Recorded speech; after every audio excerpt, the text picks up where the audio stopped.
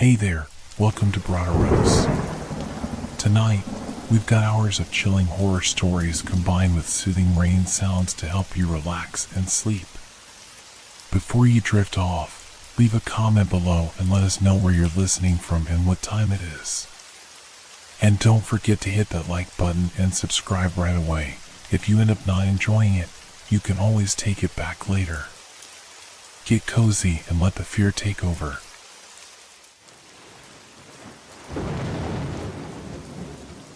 Library of Time. Have you ever stumbled upon something that felt too significant to comprehend, yet too intriguing to ignore? I did, one rainy evening as I wandered through the forgotten alleyways of my town. The sky was heavy with clouds, and the streets shimmered with a fresh coat of rain.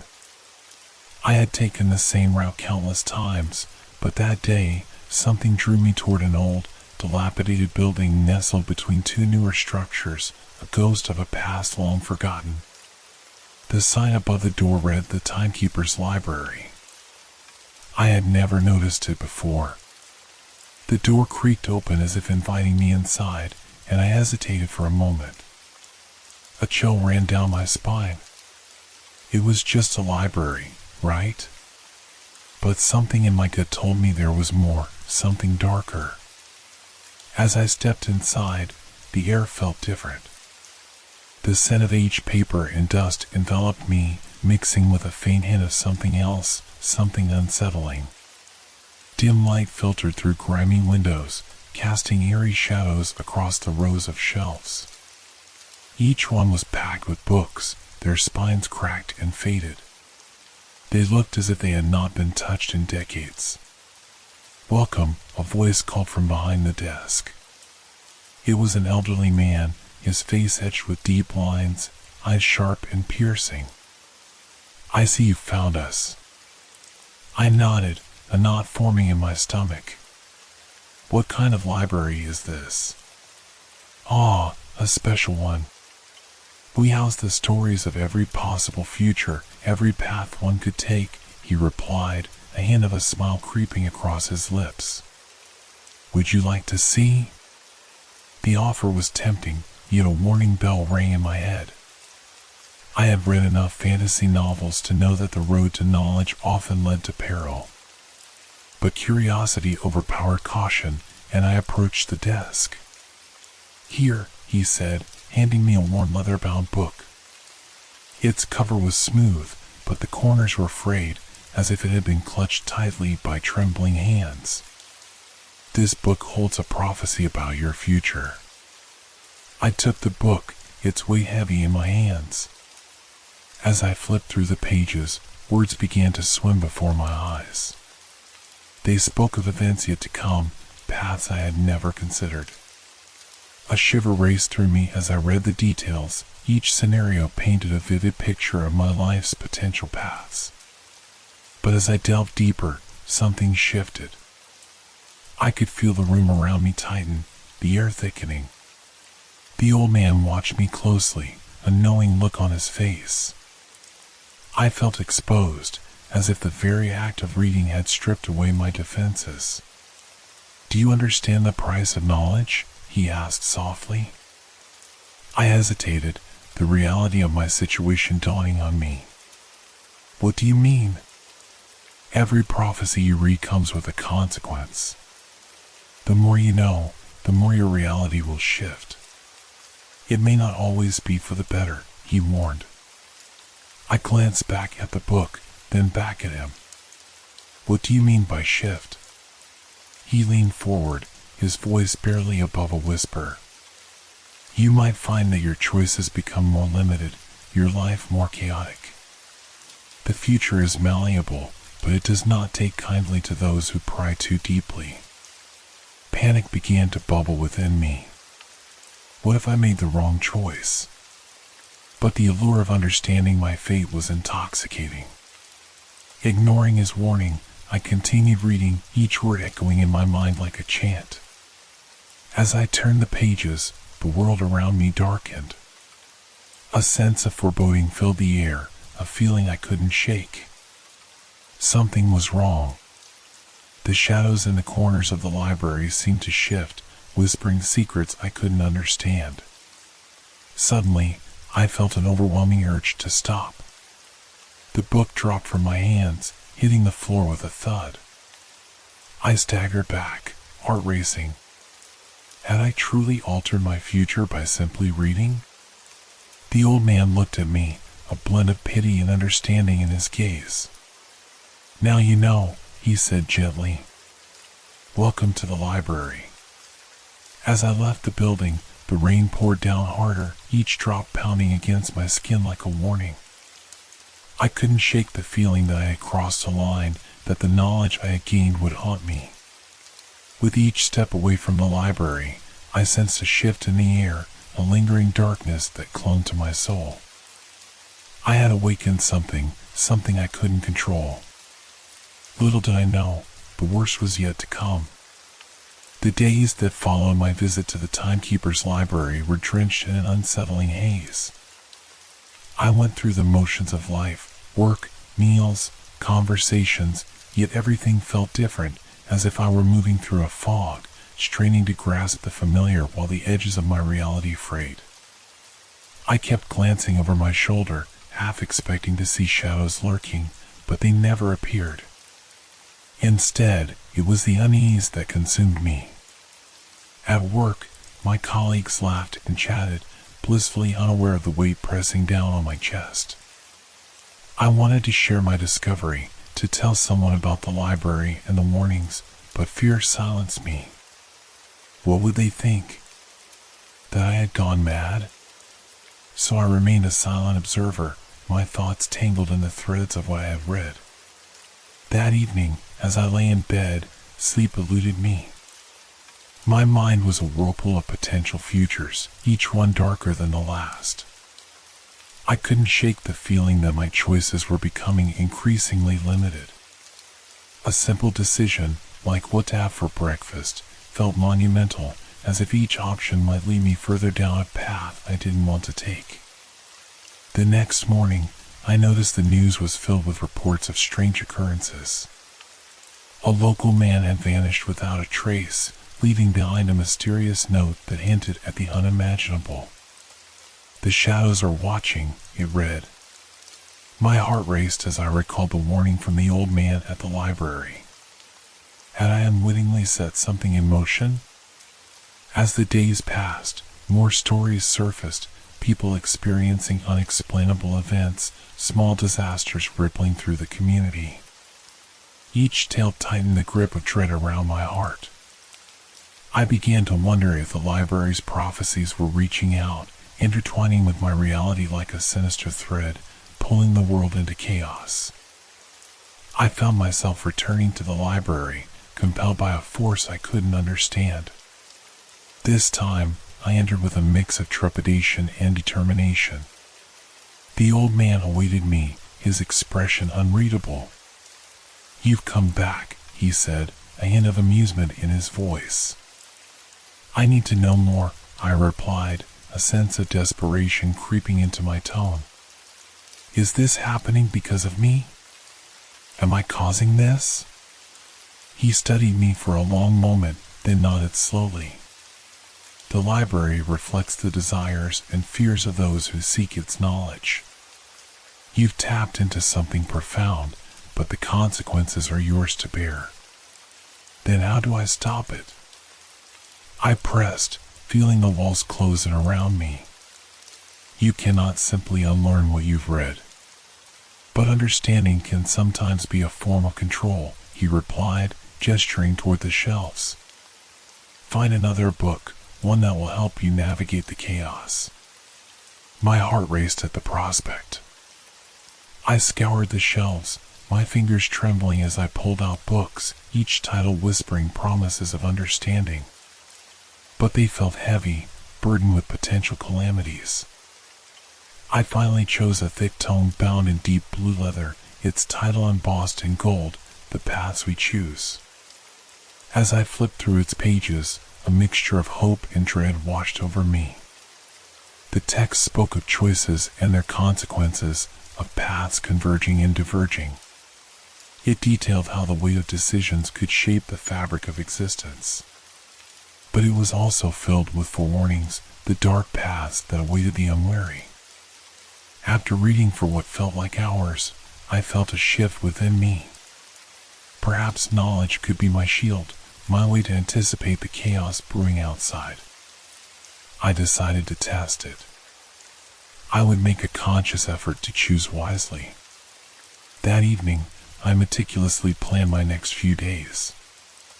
I chose to visit friends I hadn't seen in a while, to rekindle connections and create a sense of normalcy.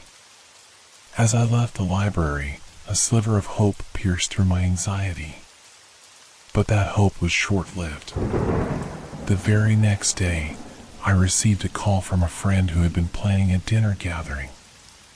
"You won't believe what happened," she said, her voice trembling. "We were all set to meet when the power went out in the whole neighborhood. No one knows why. It's eerie." A chill swept through me. Could my actions be unraveling more than just my life? The world felt fragile, teetering on the edge of something dark and unknown. I spent the next few nights tossing and turning, haunted by the notion that my attempts to control my fate were only drawing me deeper into a web of unpredictability.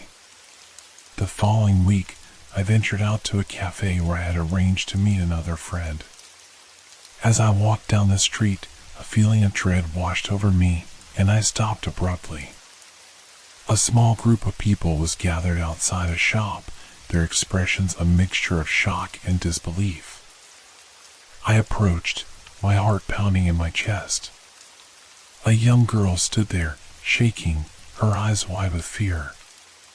"My mom just disappeared," she said, voice trembling. "She was right here." Panic gripped me.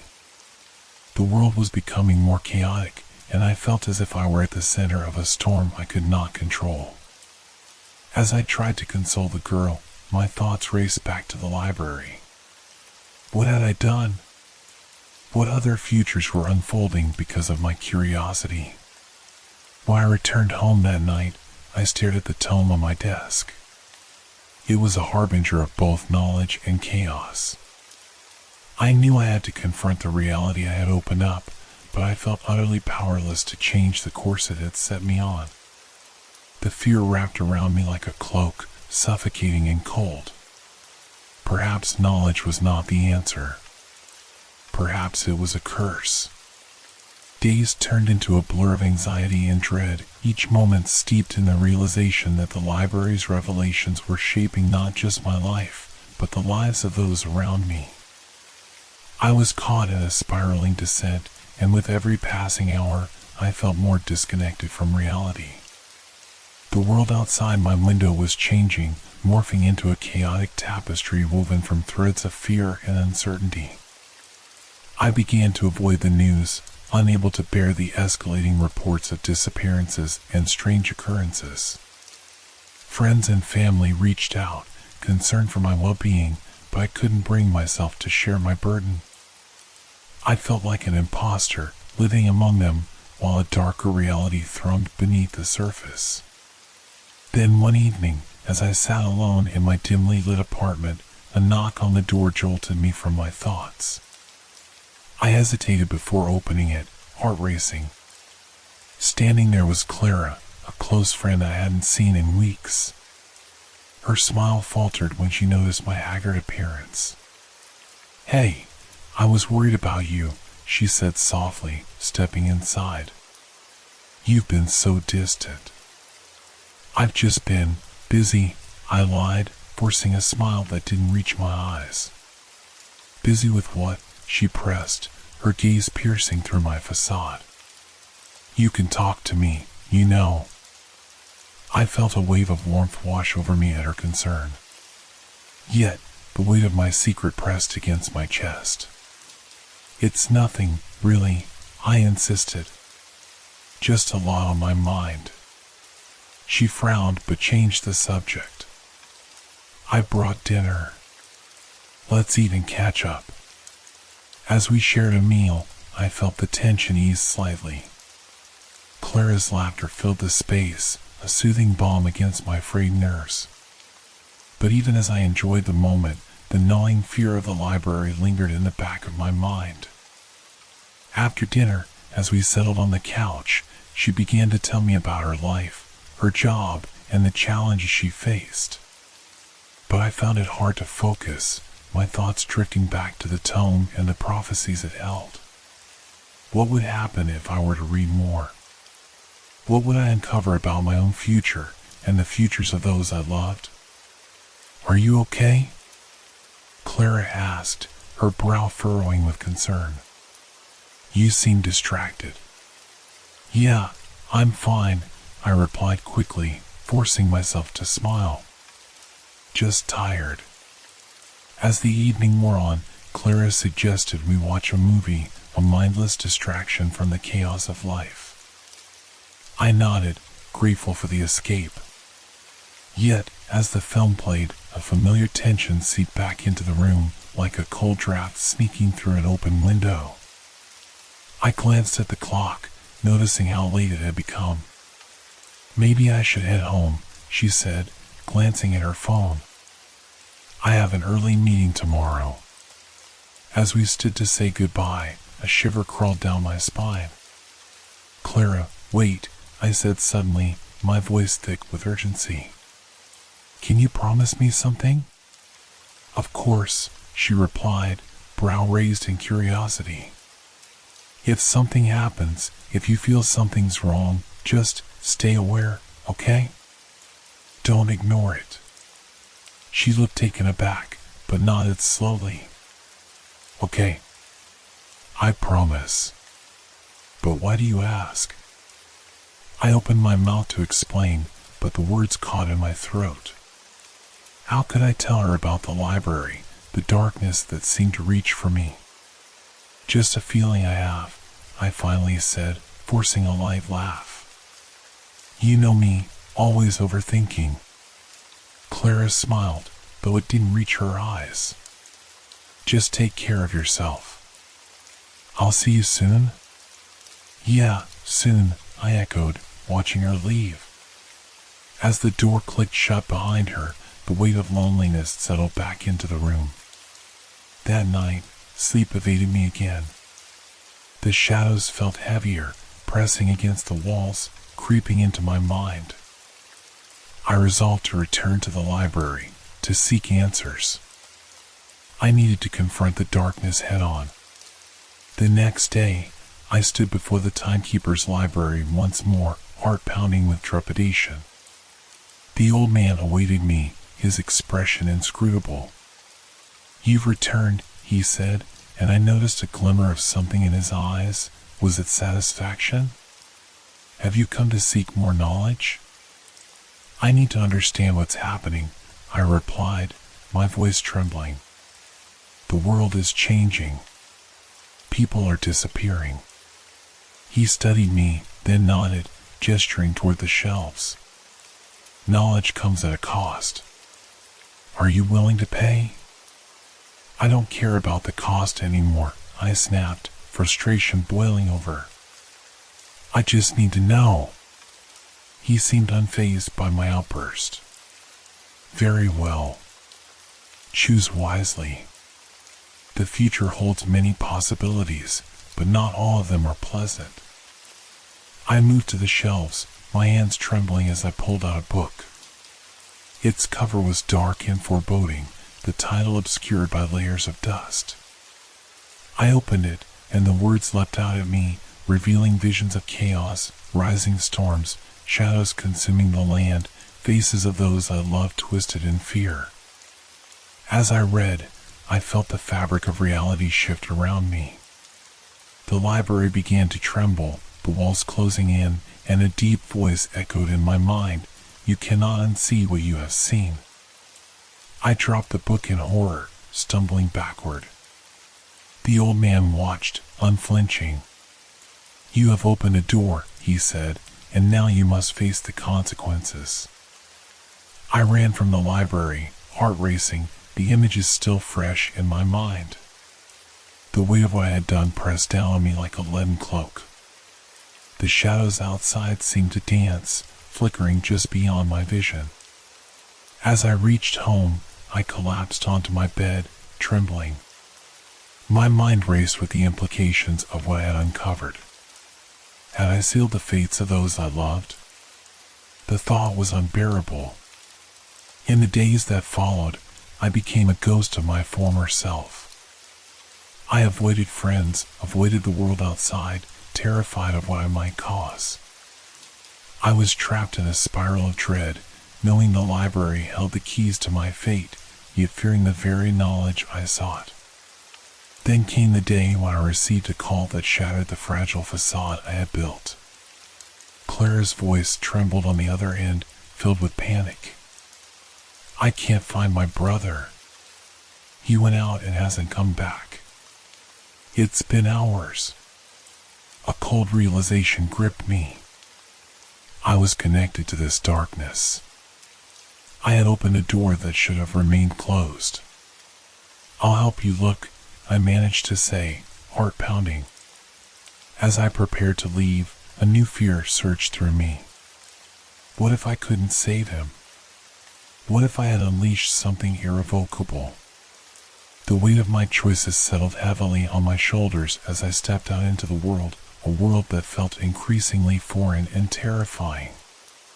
The shadows were closing in, and I was running out of time. Clara's panic was palpable as I raced to her side. Each step I took felt heavier, the weight of my choices pressing down like a thick fog. The streets were alive with activity, but I felt detached, moving through a distorted reality where everything seemed just out of reach. I was focused, determined, but the dread gnawed at my insides, whispering that I was drawing closer to something I couldn't control. When I arrived at Clara's house, she was pacing in the living room, her hands wringing together nervously. "He should have been back by now," she murmured, eyes darting to the clock. "What if something happened to him?"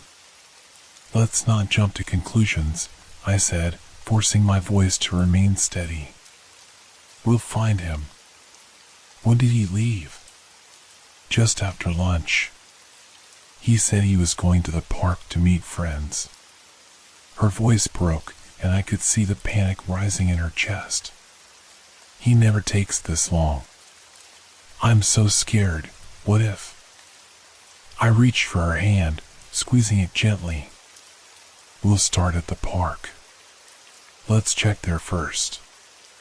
As we drove to the park, I could feel the tension building between us. I didn't want to voice the thoughts swirling in my mind, but I couldn't shake the feeling that the library's dark influence was at play. Clara had trusted me with her fears, and I feared I was about to let her down. Arriving at the park, I could see children playing, families enjoying their afternoon. But there was an unsettling stillness around us, an awareness that something was amiss. Clara and I split up, calling out for her brother, hoping against hope that he would appear. I moved through the park, calling his name. "Mark. Mark." My voice echoed back to me, swallowed by the surrounding trees. The laughter of children seemed distant, the joy in the air overshadowed by the growing dread. After a fruitless search, I met Clara at the park's edge, her expression etched with despair. "He's not here," she said, tears streaming down her cheeks. "What if something happened? We can't give up yet." "Let's check with the people who were supposed to meet him," I suggested, trying to keep my own fear at bay. We approached a group of teenagers who were hanging out near a swing set. "Did you see Mark? He was supposed to meet you here." They exchanged glances, and one of them shook his head. "We didn't see him. We were here, but he never showed up." The uncertainty in their voices mirrored the growing terror within me. Clara's face fell as the reality of the situation sank in. "What do we do now?" I felt a spark of desperation ignite within me. "We need to expand our search. Maybe he went somewhere else. Let's ask around the area, check the nearby stores." We walked through the neighborhood, stopping to speak with shopkeepers and passers-by. Each interaction weighed on me like a stone. As we received only negative responses, I couldn't help but notice how the atmosphere felt heavier, suffocating. The sun was beginning to dip below the horizon, casting long shadows that seemed to stretch toward us with sinister intent. "I can't take this," Clara said finally, her voice breaking. "I'm losing hope." "Don't lose hope," I urged, desperate to keep her spirits up. "We will find him. He can't just vanish." As the day turned to dusk, we returned to Clara's home, defeated. The weight of despair hung heavily in the air, filling the spaces between us. I couldn't shake the feeling that time was running out, and I was losing my grip on reality. "Maybe I should call the police," Clara said, wringing her hands. "They could help us look." The thought sent a wave of anxiety through me. What if they discovered the connection to the library? What if they began to question me? I didn't want to add to her worries, but I feared that bringing in more people might exacerbate the situation. "Let's wait just a little longer," I suggested, grasping at straws. "Let's try one more time to look for him ourselves. We'll check the places he usually goes." Clara nodded, though the light in her eyes had dimmed. As we drove through the neighborhood, a sense of foreboding settled over me. I felt as though I were being watched, the shadows creeping closer, tightening their grip. Finally, we reached the last place on our list, a small convenience store where Mark often hung out with friends. As we entered, a wave of nostalgia washed over me, memories of carefree days flooding my mind. But the familiar scent of snacks and soda did little to ease the tension coiling in my gut. I approached the cashier, a young woman with tired eyes. "Hi, have you seen a boy, about 12 years old, with brown hair?" "His name is Mark."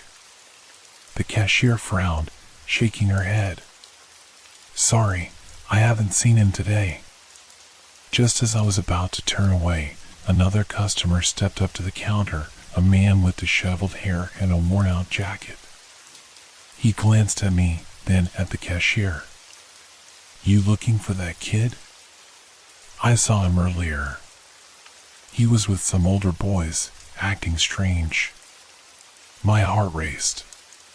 "What do you mean, strange?" The man shrugged.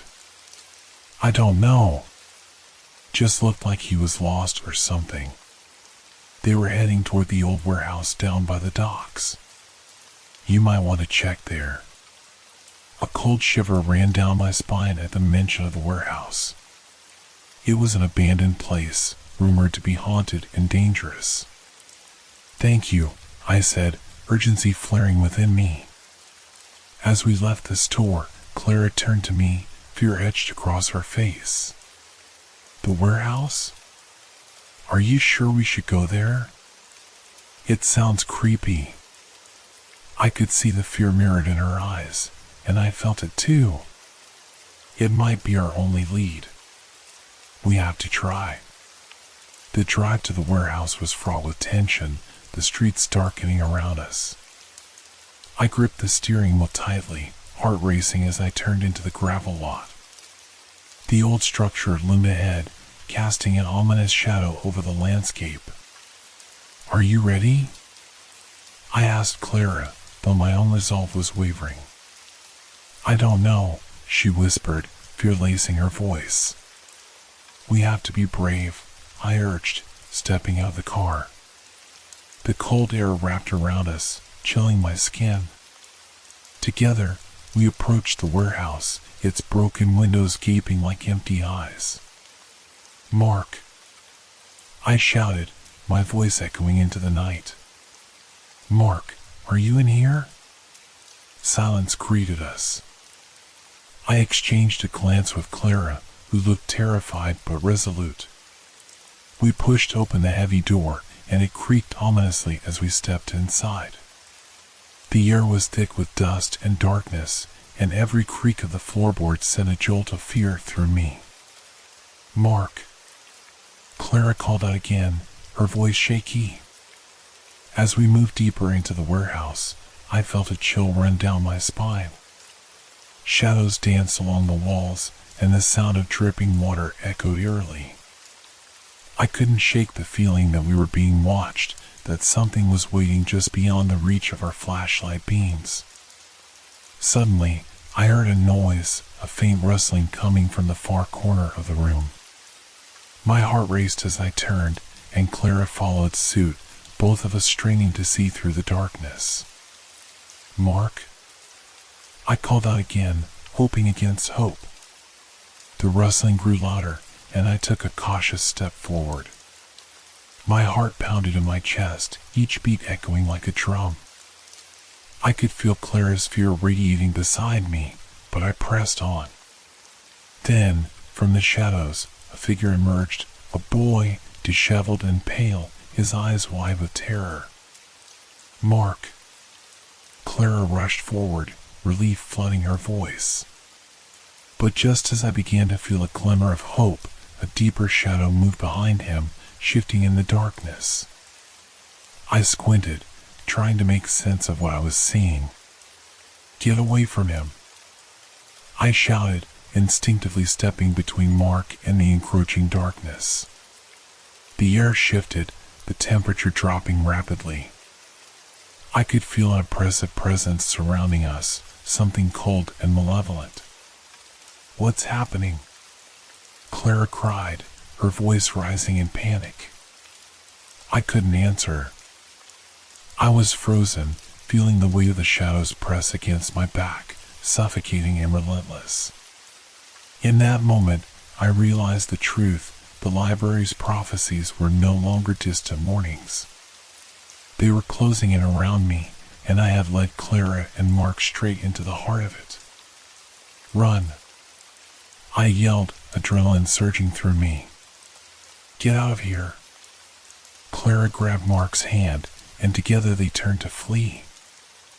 I followed, the darkness clawing at my heels, the shadows whispering terrible things in my ear. As we sprinted toward the exit, I glanced back, the weight of my choices crashing down on me. I had opened the door to chaos, and now I was trapped in it, powerless to escape the darkness that I had unwittingly unleashed. We burst through the door, collapsing onto the gravel outside, gasping for breath. The night air was cold and sharp against my skin, a welcome relief from the oppressive darkness of the warehouse. "Are you okay?" I asked, my voice trembling. Mark nodded, though his eyes were wide with fear. Clara was shaking, her breath coming in short gasps. "What just happened in there?"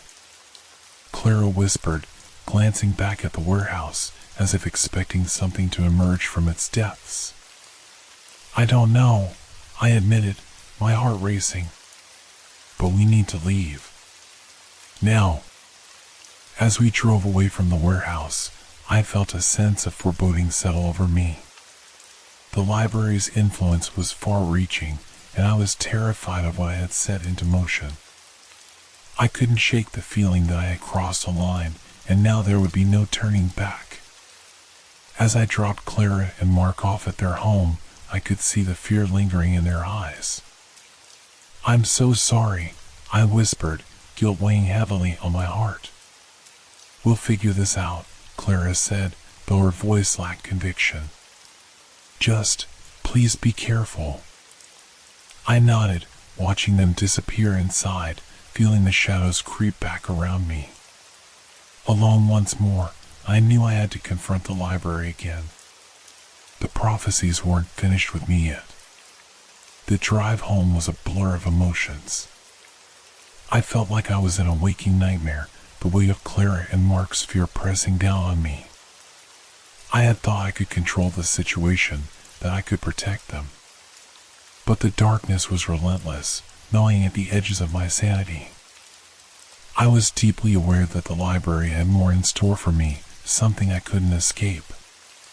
When I reached my apartment, The silence was deafening. The shadows seemed to close in around me, a stark reminder of the events that had transpired. I was hyper-aware of every creak of the floor and every flicker of light. I didn't know how much longer I could endure this suffocating atmosphere. I took a deep breath and forced myself to think clearly. The library. I had to go back. I needed answers, and I had to confront whatever lay waiting for me among those shelves. With shaking hands, I retrieved my keys and headed back out, the cold night air biting at my skin as I made my way to the library. Each step felt heavy, laden with a sense of dread and inevitability. I wondered if I was heading into my own destruction, but I couldn't turn back now. The library stood before me, its grand structure looming in the darkness, illuminated by a ghostly light. The entrance felt like a mouth, ready to swallow me whole.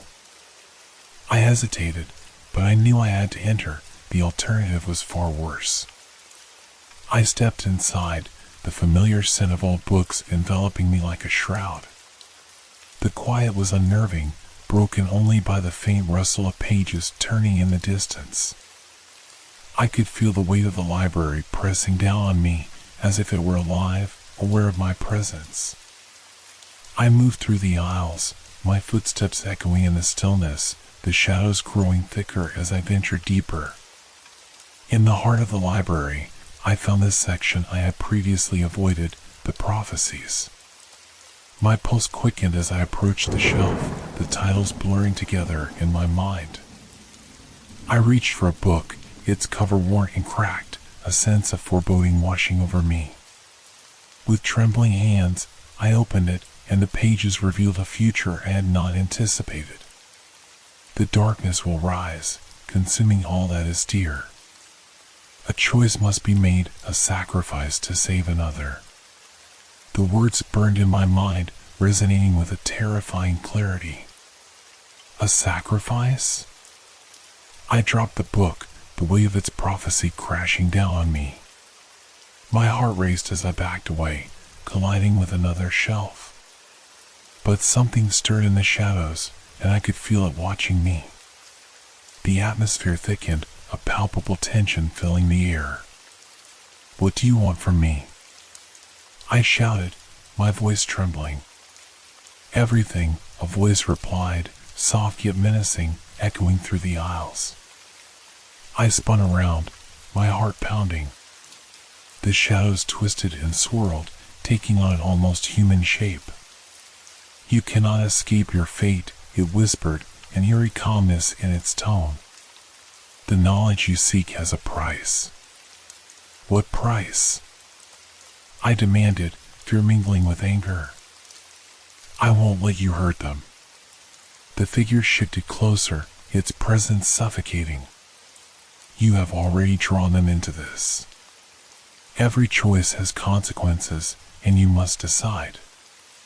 I took a step back, trying to shake the growing sense of panic. "I don't have to choose anything. I can walk away." The figure laughed, a sound that echoed through the aisles, sending chills down my spine. "You think you can walk away? The library binds you. You will return to this darkness, and you will choose. It is inevitable." I felt my resolve waver as the shadows pressed in, memories of Clara and Mark flooding my mind. I had dragged them into this nightmare, and I couldn't bear the thought of losing them. "Tell me what I need to do," I shouted, desperation clawing at my throat. "Just tell me how to protect them." The figure paused, the darkness swirling around it like a tempest. "To save one, you must forsake another. A choice must be made." I stared into the abyss, the weight of the words settling over me like a shroud. "No, I won't do it. I refuse to choose." "Refusal will not protect them," the figure warned, its voice a low hiss. "Their fates are intertwined with yours. Choose wisely." As the figure retreated into the shadows, the library felt like it was closing in around me. I turned and fled, racing toward the exit, the oppressive atmosphere chasing me with every step. I burst out into the night, gasping for breath as the cool air hit my face. The weight of what I had learned was suffocating. I had been given a choice, but I felt like a pawn in a game I didn't understand. How could I save Clara and Mark if it meant sacrificing someone else? I couldn't allow that to happen. As I drove back to Clara's house, the darkness lingered at the edges of my mind. I couldn't shake the feeling that I was being followed, watched by unseen eyes. I knew I was running out of time. When I reached Clara's home, I found her waiting on the porch, anxiety etched across her face. "Where have you been?" I was worried. I had to go back, I admitted, the weight of my choices pressing down on me. "I learned something terrible. We need to talk." Clara's eyes widened, fear flickering in her gaze. "What is it?" I hesitated, struggling to find the right words. "The library, it's not just a place. It's connected to us, to our choices. It's a trap, and it wants me to sacrifice someone to save another." Clara's expression shifted, horror washing over her. "No, it can't be. There has to be another way." "I wish there was," I whispered, feeling the gravity of the situation closing in on us. "But I don't think we have much time." Before Clara could respond, a cold wind swept through the yard, sending a shiver down my spine. I turned, instinctively looking toward the shadows that lingered at the edge of the street. There was something there, moving just out of sight. "Get inside," I urged Clara, fear gripping my heart. "We have to protect ourselves." As she rushed inside, I felt the darkness closing in around me, the weight of my choices bearing down. I had to confront whatever was watching, whatever was lurking just beyond the light. "Show yourself," I shouted into the shadows, my voice trembling. "I won't let you take anyone else." For a moment, there was silence, and then the shadows coalesced into a form, the figure from the library materializing before me. "You cannot escape your fate," it hissed, its voice a chilling whisper. "I'm not afraid of you." I lied, my heart racing. But deep down, I was terrified. I felt as though I were standing at the precipice of a chasm, ready to fall into darkness. "It is time to make your choice," the figure said, stepping closer. "You can save one, but you will lose the other." In that moment, a profound sense of dread washed over me. I realized that this was it. The culmination of everything I had feared was upon me, and there was no way out. "Please," I begged, desperation leaking into my voice. "Don't make me choose." But the figure merely smiled, a cruel twist of its lips. "The choice is yours to make, and time is running out." As it lunged toward me, the world around me began to unravel, the shadows pulling me into their depths. My heart raced as I fought against the overwhelming darkness, feeling the weight of my choices crashing down on me. "Clara!" I screamed, but the sound was swallowed by the shadows. And then I felt it, a piercing pain in my chest, as if the darkness were tearing me apart. The last thing I saw before everything faded to black was Clara's terrified face, her scream echoing in the void. Darkness enveloped me, pulling me deeper into its abyss. I could feel the weight of my choices pressing down, suffocating any lingering hope. The last vestiges of consciousness flickered like a dying flame, leaving only shadows behind. But then, in that darkness, a voice emerged, soft yet resolute. "You can choose." It was Clara. Her voice cut through the void, sparking something deep within me. I clung to her words as if they were a lifeline in the depths of despair. "Clara," I cried out, desperate to find her, to hold on to her reality. Suddenly, I was thrust back into the library, standing before the shelf of prophecies once more. The figure loomed before me, its form shifting and flickering like a candle in the wind. "The choice is yours to make," it repeated, its voice a blend of malice and temptation. I could feel the oppressive weight of the library pressing in, shadows writhing around me. I thought of Clara, of Mark, and the fear etched across their faces. They were innocent, dragged into this chaos because of my actions. My heart raced as I realized what I had to do. "I won't sacrifice anyone," I shouted, feeling a surge of defiance rise within me. "You can't force me." The figure laughed, a sound that reverberated through the library. "You are mistaken. You have already chosen by entering this place. You must decide who will pay the price." Tears streamed down my face as the reality of my choices crashed over me. I thought of the visions, the haunting words etched into my mind. A sacrifice to save another. But I refused to let the darkness dictate my fate. "I choose none of this," I declared, feeling the weight of determination solidify in my chest. "I refuse to play your game." For a moment, silence enveloped the library, the air thick with tension. Then the figure's form began to shimmer, the shadows rippling like water disturbed by a stone. "You dare defy fate?" it hissed, a mixture of surprise and rage. "Yes," I shouted, my voice strong and unwavering.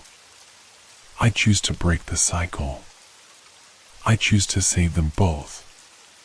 With those words, a blinding light erupted from within me, illuminating the darkness that threatened to swallow me whole.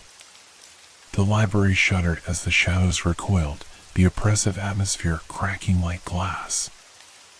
I could feel the library's power surging against me, trying to pull me back into the depths, but I held my ground. In that moment of clarity, I envisioned Clara and Mark, their faces full of hope and determination.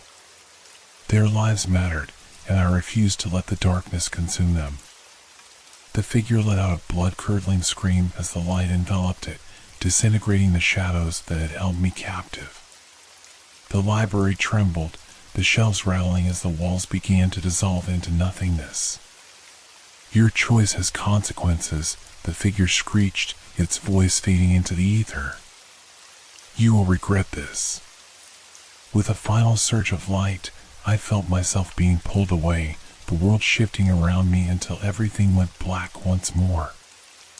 I awoke gasping for breath, sprawled on the floor of Clara's living room. The familiar surroundings flooded back, and I blinked against the brightness of the light. Clara knelt beside me, her expression filled with concern. "Are you okay?" she asked, reaching for me. I nodded slowly, disbelief washing over me. I think I did it." The weight of my decision hung in the air, and the shadows that had once loomed so heavily seemed to dissipate, retreating into the corners of my mind. I was free. But as I looked into Clara's eyes, a chill crept down my spine. Had I truly escaped, or was the darkness merely biding its time? "Mark," Clara suddenly exclaimed, her eyes wide with realization. "Where is he? Is he safe?" I scrambled to my feet, heart racing as the wave of reality came crashing back. "He was with us. We have to find him." We rushed outside, the night air cool against my skin. The world felt different somehow, lighter, as if the shadows had retreated. But there was an unsettling stillness, a sense that we were not alone. As we searched for Mark, my heart raced with a mix of hope and fear. I had chosen to save them, but at what cost? The memories of the library lingered, a haunting reminder of the darkness I had faced. Then, I heard it, a whisper on the wind, a voice that sent a chill down my spine. "You think you are free?" I turned, but the shadows were gone, leaving only the night sky above. The stars twinkled innocently, oblivious to the chaos that had unfolded. "We have to keep moving," I said, my voice firm despite the uncertainty gnawing at my heart. "We'll find Mark, and we'll make it through this together." As we ventured into the unknown, I felt a flicker of hope. The darkness would always be a part of me, a shadow in the corner of my mind. But I would fight against it, for Clara, for Mark, and for the future we could still build. And as the stars shone above, I realized that even in the deepest darkness, there could be light, a chance for redemption, and the possibility of freedom.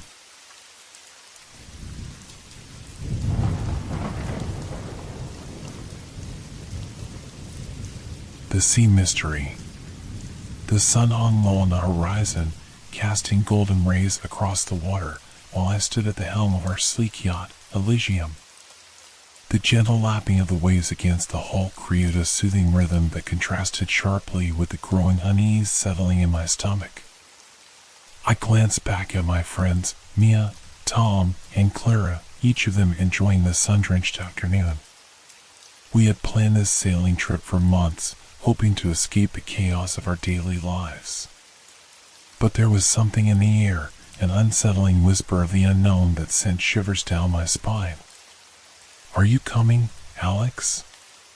Mia called, her voice breaking through my thoughts. She was standing on the deck, her hair blowing in the wind, her smile bright and carefree. I forced a grin and nodded, but the knot in my gut tightened. I couldn't shake the feeling that we were being watched. As we sailed further into the vast expanse of the ocean, I tried to focus on the beauty surrounding us, the vibrant blues of the sea, the soft caress of the breeze, and the distant silhouettes of islands. However, the tranquility of the moment was overshadowed by a creeping sense of dread. I took a deep breath, attempting to dismiss it as mere anxiety.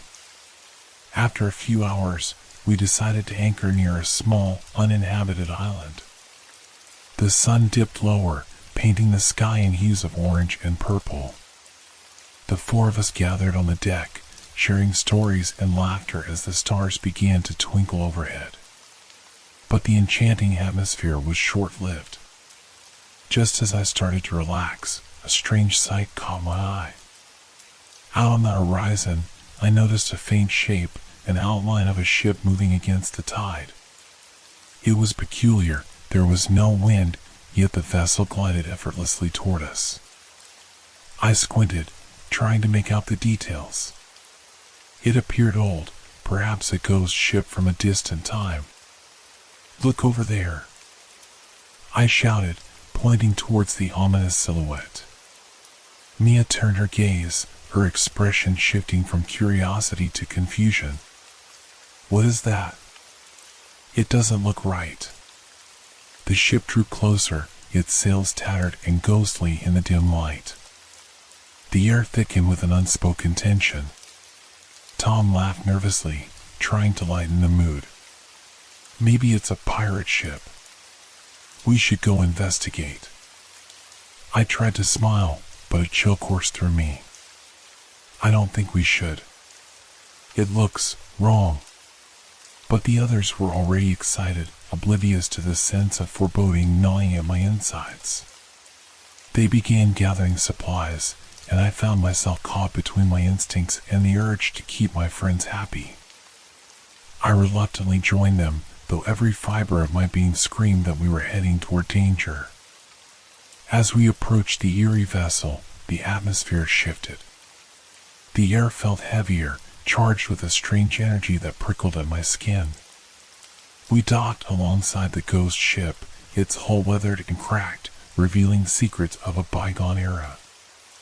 A haunting silence enveloped us, broken only by the creaking of wood and the distant sound of waves crashing against the shore. We should check it out, Tom said, his enthusiasm palpable. Mia and Clara exchanged glances, the thrill of adventure evident in their eyes. I hesitated, glancing back at our yacht, which felt like a safety net slowly fading into the distance. With a heavy heart, I stepped onto the ghost ship's deck. The boards groaned beneath my feet, and an unnatural cold seemed to seep into my bones. Shadows danced along the walls, flickering like fleeting memories of sailors long gone.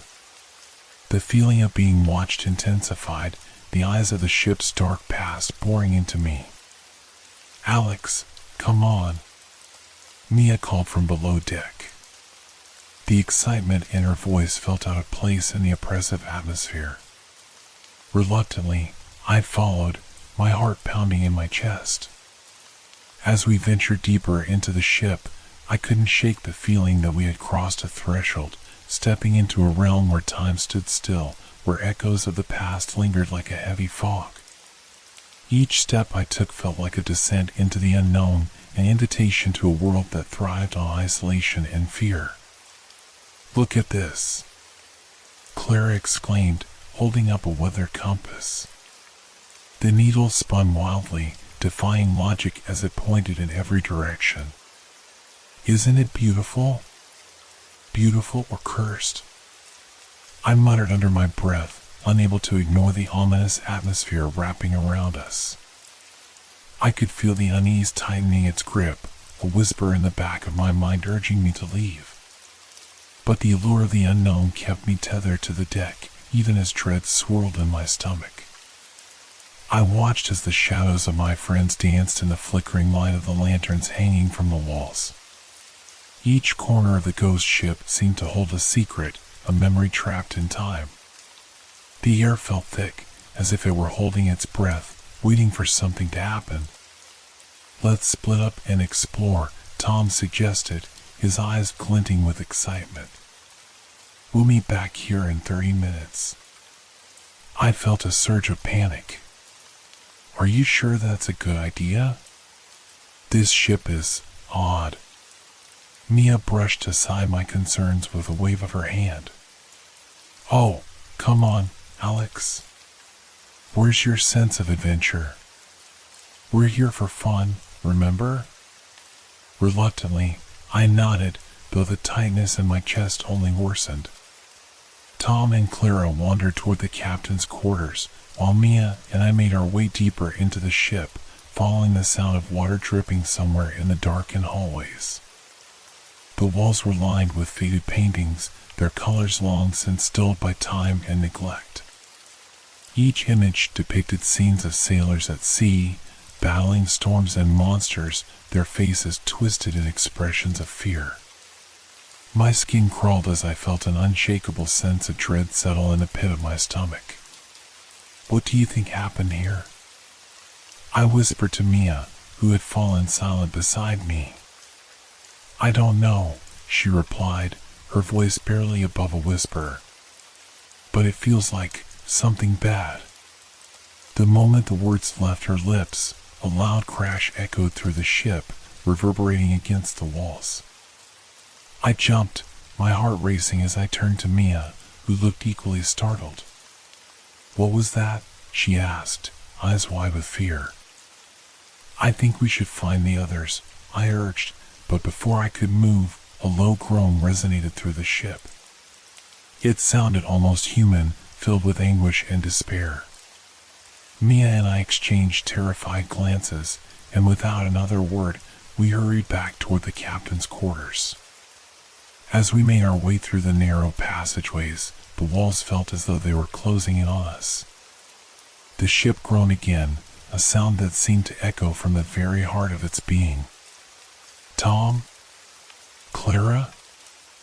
I called out, my voice trembling. The ship swallowed my words, leaving an unsettling silence in their wake. We reached the door to the captain's quarters, and I hesitated, my hand hovering over the doorknob. What if whatever made that noise was waiting for us inside? "Let's just go in," Mia said, her voice shaking. She pushed the door open, and we stepped into the dimly lit room.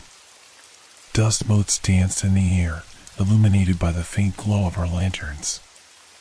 The captain's quarters were in disarray, maps scattered across the table, books piled haphazardly, and an ancient telescope leaning precariously against the wall. But what caught my attention was the large, ornate mirror hanging on the far wall. Its surface was cracked, and the reflections it cast were distorted, as if the glass itself were struggling to contain whatever lay beyond. "Mia, look at that mirror," I said, pointing. "It's strange." She moved closer, her curiosity piqued. "It looks old. Do you think it still works?" I felt a chill as I stepped back. "I don't want to find out." But before I could say anything else, Mia reached out and touched the mirror's surface. The moment her fingers made contact, a shudder ran through the ship, and the lanterns flickered violently. "Mia, don't!" I shouted, but it was too late. The mirror rippled, and a shadow moved within its depths, a dark figure that seemed to reach for her. "Mia!" I screamed, lunging forward, but she was frozen in place, entranced by whatever lay beyond the glass. Suddenly, the room erupted in chaos. The mirror cracked further, shards splintering off as the shadow clawed its way out, a wretched, anguished face emerging. A bone-chilling wail filled the room, echoing off the walls, drowning out my cries for help. In that moment, I knew we were no longer just exploring a ghost ship. We had awakened something ancient and malevolent. The shadow loomed larger, its grotesque features twisted in a silent scream. The air around us felt charged, heavy with an energy that made it hard to breathe. I grabbed Mia's arm, pulling her away from the mirror, but she seemed to be in a trance, her eyes wide and unseeing. "Mia, come on, we need to get out of here," I shouted, my voice barely breaking through the cacophony of fear that surrounded us. As I struggled to pull her back, the dark figure fully emerged from the mirror, its form shifting and writhing like smoke. I felt an icy grip on my heart, and my instincts screamed for us to flee. But my feet were rooted to the floor, paralyzed by terror as the entity turned its gaze toward me. Suddenly, the ship groaned again, but this time it felt as though it was alive, as if it were responding to the darkness that had infiltrated its very being. The walls shook, and the lanterns swung violently, casting eerie shadows that danced menacingly. "Mia!" I cried again, desperation clawing at my throat. Finally, she blinked as if waking from a dream. Her expression shifted from confusion to horror as she realized what was happening. "Alex, we have to go," she gasped, breaking free from my grip. Together, we stumbled backward, hearts racing, as the shadow lunged toward us. It seemed to stretch, clawing at the air as if hungry for our fear. We turned and fled the captain's quarters, racing through the darkened corridors. I could hear Tom and Clara shouting from somewhere deeper in the ship, their voices mingling with the wailing of the entity behind us. "Where are they?" I yelled, panic rising within me. "I don't know." "We have to find them," Mia replied, her voice tinged with urgency. The ship felt like a labyrinth, twisting and turning in ways that made it impossible to determine our bearings. I could feel the presence of the shadow closing in, an unseen weight pressing down on us, urging us to turn back. "Over here," Mia shouted suddenly, pointing to a faint light flickering at the end of the hallway. We sprinted toward it, hope igniting in my chest. As we rounded the corner, we burst into a large room, the ship's hold, where Tom and Clara were frantically searching for a way out. "What's happening?" Tom yelled, fear etched on his face. "There's something in the ship," I gasped, trying to catch my breath. "We have to get off." Clara's eyes widened as she clutched a lantern tightly. I heard it. It was in the mirror. Suddenly, the temperature in the hole dropped, and a chill swept through us. The shadow from the mirror had followed us, now looming at the entrance, its form swirling in and out of focus. Run! I shouted, pushing past Tom and Clara. We scrambled for the stairs, adrenaline pumping through our veins. As we ascended, I glanced back, only to see the shadow reach out with long, skeletal fingers, brushing against the walls as if searching for a way to manifest itself fully. We burst onto the deck, gasping for air as we looked around for the yacht. But in the distance, I noticed something alarming. Our boat was drifting farther away, seemingly drawn by an unseen force. Alex, we need to get back to the yacht, Clara cried, her voice tinged with panic. Ow! I shouted, desperation seeping into my words. It's too far. Swim, Tom suggested, his eyes darting between the approaching shadow and the yacht. No, I exclaimed. We can't. What if it gets us? The shadow lunged onto the deck, its presence suffocating, an embodiment of our darkest fears. The air around us crackled, the world distorting in its wake. I felt the urge to run, to jump into the ocean and swim back, but the terror kept me rooted in place. We can't let it take us. Mia screamed, clutching my arm. Then we fight. Tom shouted back, a spark of determination igniting in his eyes. I glanced at the lanterns flickering around us, the only source of light against the encroaching darkness. In that moment, an idea struck me. The lanterns. We can use them. We grabbed the lanterns, their light flickering bravely against the shadow. I stepped forward, the beam cutting through the darkness. Stay back, I yelled, but my voice trembled with fear. The shadow hesitated, recoiling slightly as if the light burned. Fueled by adrenaline, we moved together, forming a circle of light to push back against the malevolent force. Keep it steady, Clara shouted as the shadow lashed out, trying to break through our defenses. The light flickered, but we held firm, our combined will pushing back against the overwhelming fear. As we fought, I realized we were not just battling a creature, we were confronting our own fears, the doubts and insecurities that had haunted us long before this trip. With every ounce of strength, we focused on the light, forcing the shadow back into the depths of the ship. But just as we began to gain ground, the ship shook violently, the wood creaking ominously beneath our feet.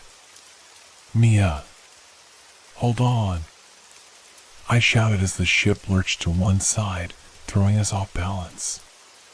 In that instant, the lanterns flickered out, plunging us into darkness. The last thing I saw was the shadow lunging toward us, its grasping fingers reaching out. In that moment, darkness enveloped us, wrapping around me like a shroud.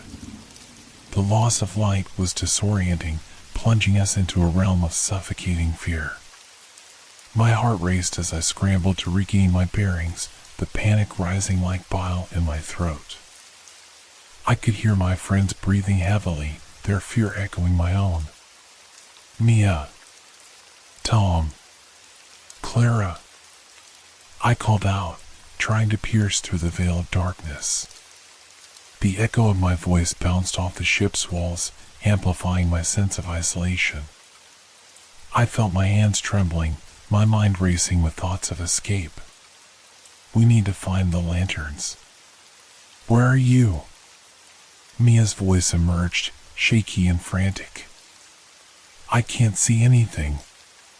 I'm here. Just stay close, I replied, my hands outstretched in front of me, fingers brushing against the rough wooden walls, searching for any sign of familiarity. Suddenly, A chilling breeze swept through the corridor, carrying with it a faint whisper that seemed to curl around my thoughts, speaking in a language I couldn't understand. I shivered, feeling as if the ship itself was alive, an entity seeking to consume us whole. The ship creaked ominously, its groans sounding like the anguished cries of long-lost souls trapped within its walls. The darkness shifted around us, thickening as the shadows seemed to gather strength, drawn to our fear like a moth to flame. I could feel it lurking just out of reach, waiting for the perfect moment to strike. "Tom, can you find the hatch?" Clara's voice cut through the dark, filled with a mix of fear and determination. "We need to get to the deck." "I'll try." Tom's reply was barely audible, but I could hear him fumbling in the darkness, the sound of wood scraping against wood echoing in the confined space. "Keep moving," I urged, trying to sound braver than I felt. My pulse quickened as I felt a cold breath against the back of my neck, sending a jolt of fear through me. I spun around, expecting to see the shadow looming behind me, but it was just the oppressive darkness. With every step, I fought against the urge to scream, focusing instead on the sounds of my friends. I felt a glimmer of hope as I grasped the familiar shape of the lanterns we had brought on board. My fingers brushed against the cold metal, and I snatched it up, desperately fumbling for the wick. "Everyone, gather around me," I called out, my voice shaking but resolute. Just as I struck the flint against the rough surface of the lantern, a blinding light erupted, illuminating the space around us. The darkness recoiled, twisting and writhing as if it were alive, and I saw the shadow briefly revealed, a twisted visage of horror, its eyes hollow voids that seemed to suck the light from the air. "Back!" I shouted, brandishing the lantern like a weapon. "Stay behind me!" Mia and Clara hurried to my side, their faces pale and wide-eyed. "What is that thing?" Mia gasped, her voice trembling as she clutched my arm. "It's something from the ship," I said, trying to piece together the nightmare unfolding before us. "I think it's tied to this place, this ghost ship." The shadow screeched, a sound that pierced through the air, making my skin crawl. It lunged forward again, but the light from the lantern held it at bay. "We need to get out of here," I urged, glancing back toward the hatch that led to the deck. "Where's Tom?" Clara cried, panic rising in her voice.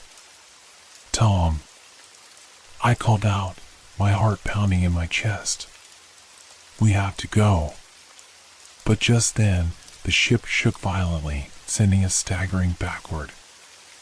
I barely managed to keep hold of the lantern as the walls creaked ominously, groaning under the strain of something far more powerful than we could comprehend. "We can't stay here," I shouted, the sound of my own voice swallowed by the chaos. "We have to find him. Alex, look." Mia pointed, her eyes wide with fear.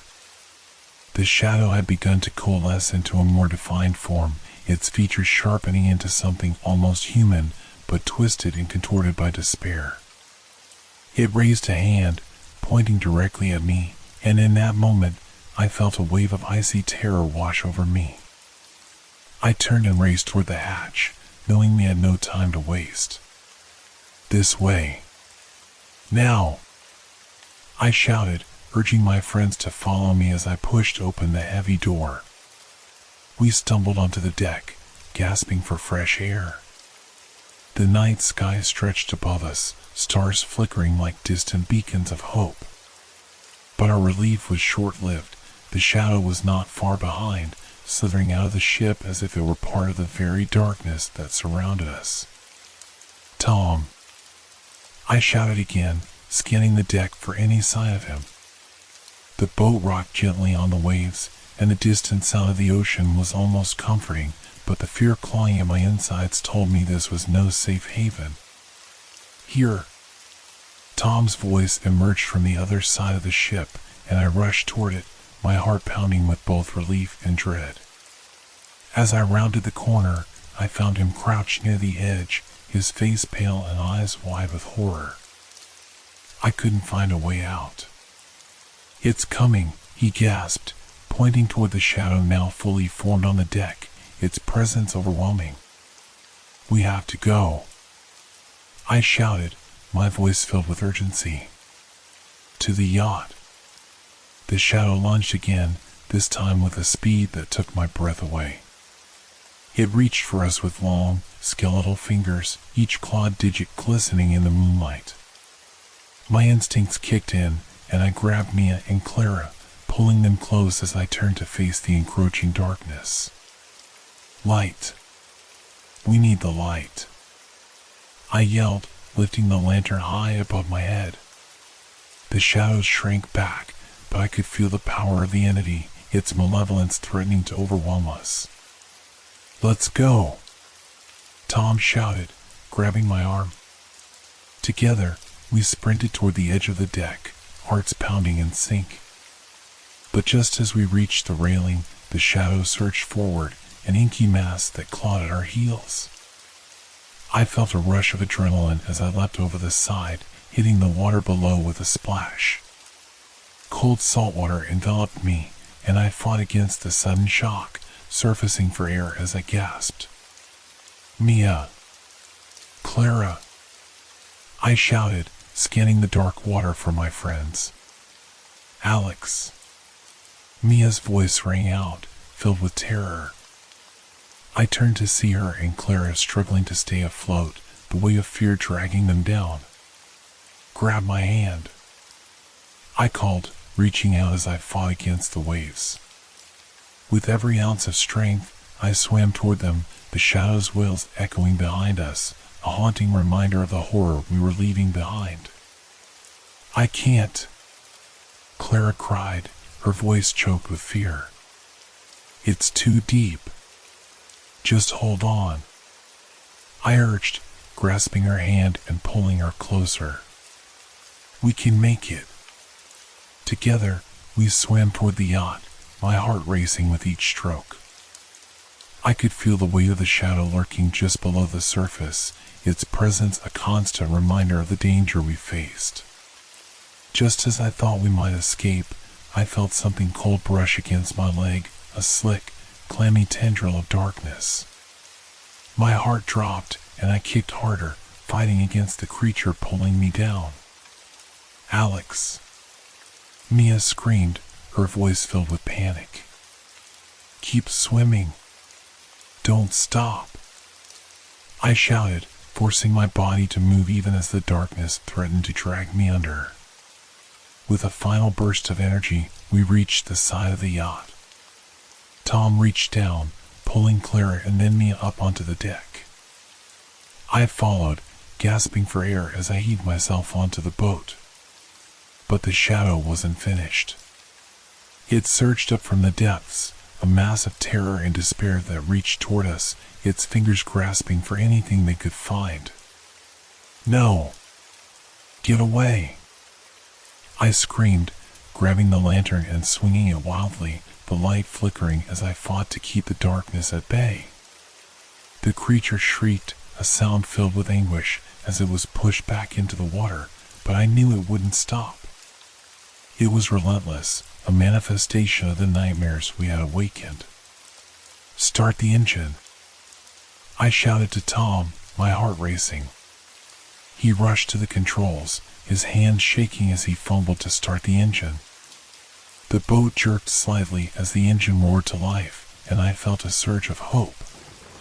"Doe! Doe!" I shouted, urgency filling my voice. The yacht began to pull away from the shadowy depths, but the darkness clawed at the sides, seeking a way back to us. As we sped away from the ghost ship, I glanced back at the looming vessel, its outline fading into the night. But the shadow still lingered, a reminder of the horror that had chased us into the depths of our fears. "Is it gone?" Clara gasped, her voice trembling. "I don't know," I admitted, feeling a weight settle in my chest. but we have to keep moving. It's not over. As we sailed further into the night, the shadows of the past lingered in our minds, reminding us of the darkness we had faced. The sea stretched endlessly before us, a vast expanse of unknown terror, and I couldn't shake the feeling that we were not truly free. The yacht sped across the dark waters, the engines roared, drowning out the whispers of the night. I clutched the railing, my knuckles white as I stared into the inky depths behind us.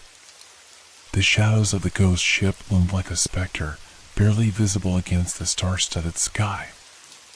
The memory of the shadow surged back, clawing at my mind like a relentless tide. Are we safe? Mia's voice trembled beside me, her eyes darting nervously over the water.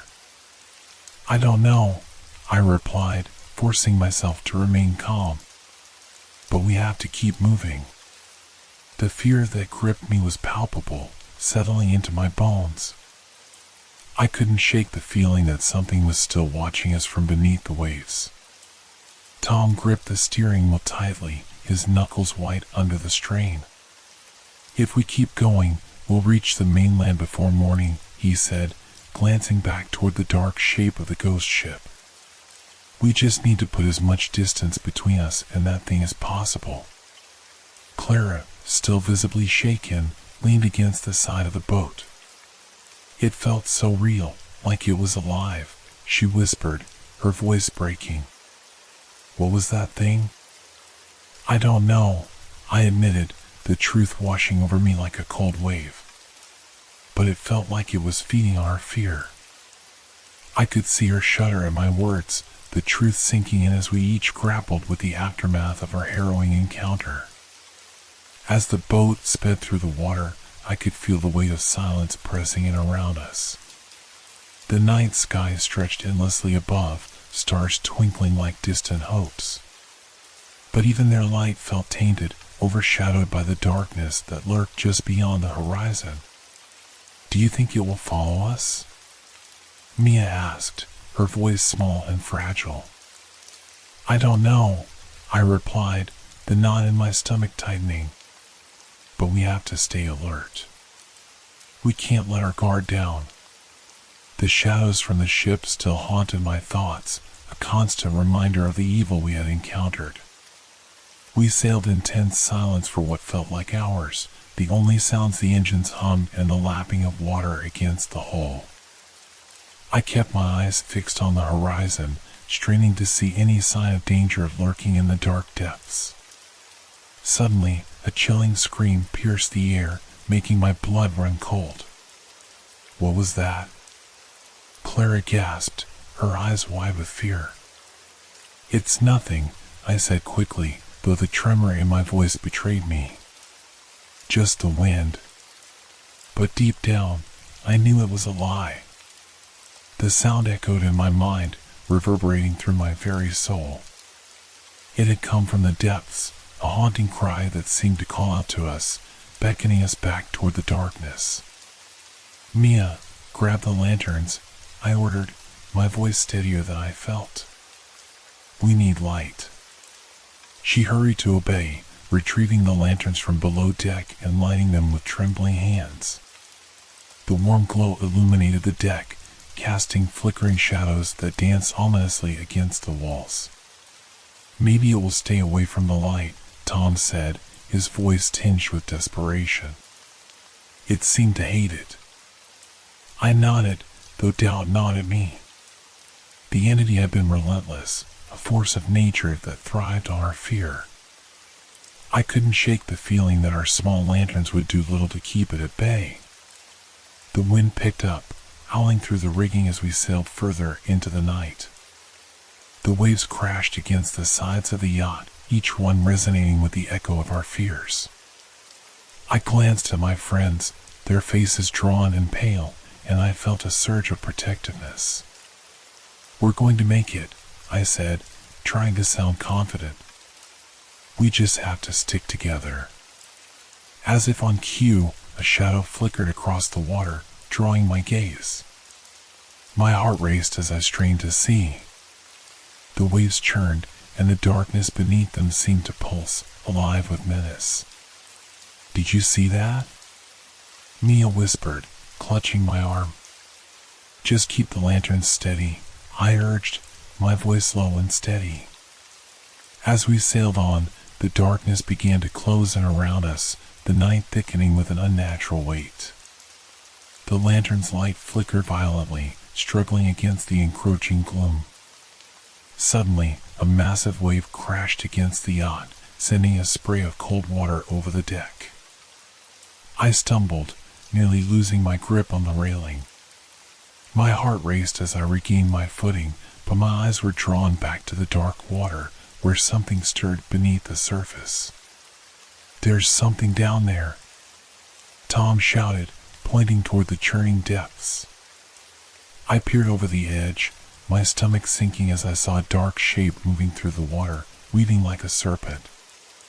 It was just out of reach, a sinuous shadow that seemed to follow us, drawn to our fear like a moth to flame. "Keep the light on it," I yelled, my heart pounding in my chest. The lantern's beams flickered wildly as we tried to focus on the shadow, but it was relentless, swirling and thrashing beneath the surface. "What is it?" Clara screamed, her voice filled with terror. "I don't know." "Just stay close," I replied, trying to keep my voice steady. The fear gnawed at me, a relentless tide pulling me under. Suddenly, the shape surged forward, breaking the surface of the water with a violent splash. I gasped as the creature emerged, its grotesque form glistening in the moonlight. It was a twisted amalgamation of human and shadow, eyes burning with malevolence. "Back!" I shouted, raising the lanterns high. The creature recoiled, but I could see the hunger in its eyes, a desperate desire to consume us. "Start the engine!" I screamed at Tom. He scrambled to obey, fingers trembling as he gripped the controls. The engine roared to life, but the creature lunged forward, reaching for us with long, grasping fingers. With a surge of adrenaline, I swung the lantern toward it, the light burning brighter as the creature shrieked, its form twisting and writhing. "We have to go. Now!" I yelled, the urgency of the moment coursing through my veins. Tom pushed the throttle forward, and the yacht surged ahead, slicing through the water as the creature thrashed behind us. "Hold on!" I shouted as the boat rocked violently, the waves crashing against the sides. As we sped away, I could feel the weight of the creature's rage behind us, its cries echoing in the night. We were escaping, but the shadows would always linger, a reminder of the horrors we had faced. We sailed through the dark waters, hearts racing and adrenaline coursing through our veins. But even as we put distance between ourselves and the nightmare, I couldn't shake the feeling that it wasn't over. The darkness would always be there, waiting for the moment we let our guard down.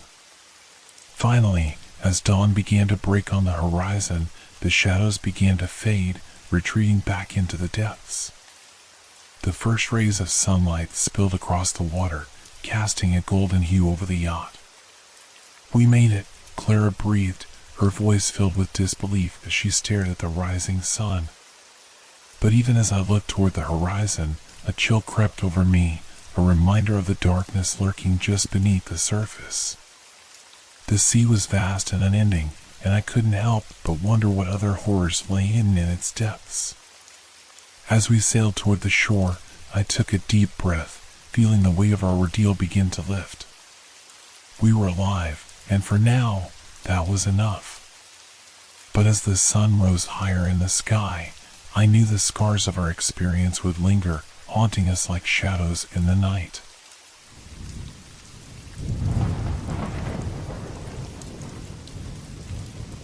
The forest. Have you ever felt an eerie stillness in the air, as if the world was holding its breath? I never thought much about it until I received that invitation.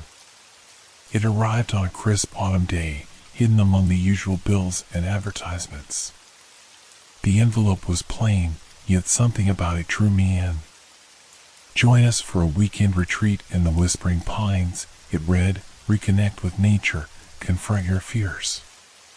My heart raced at the thought of an adventure away from the mundane routine of life. The idea of reconnecting with nature sounded perfect.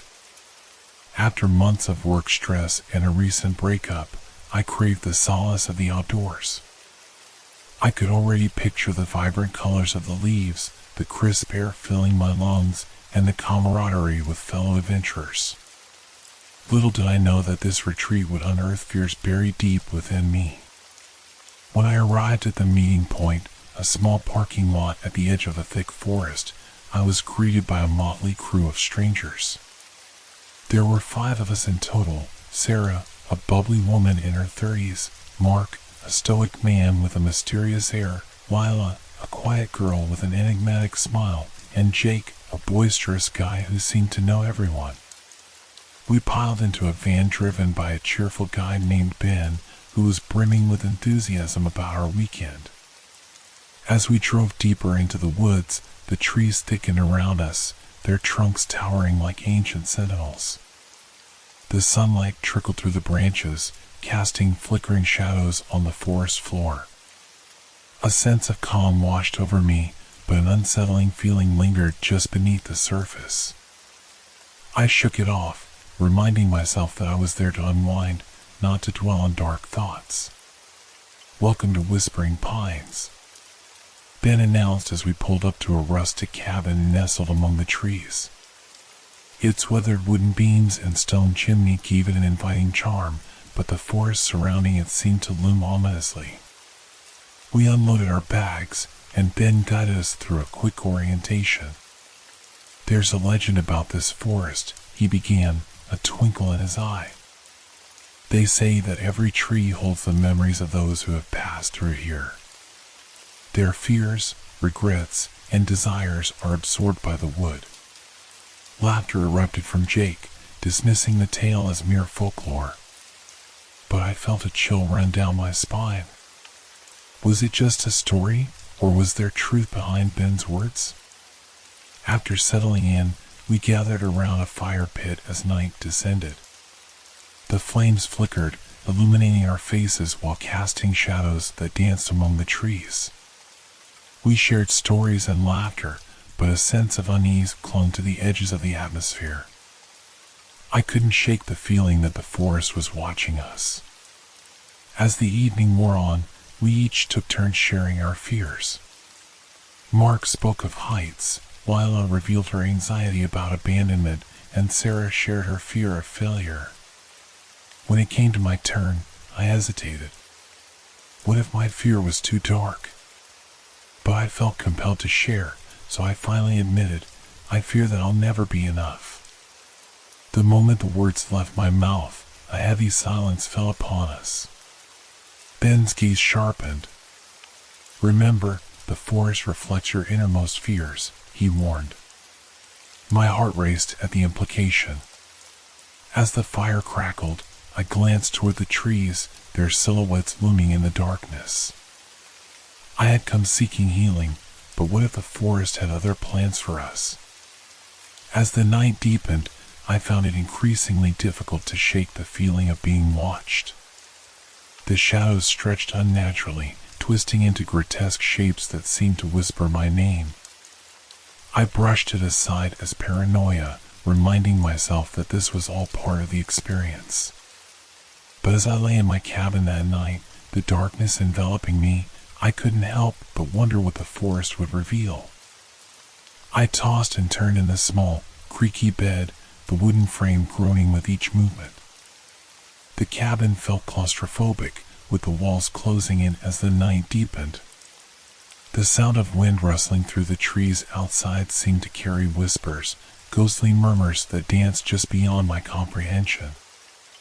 I pulled the blanket tighter around me, but it did little to ward off the chill that had settled in my bones. Sleep eluded me, and with each tick of the clock on the wall, my unease grew.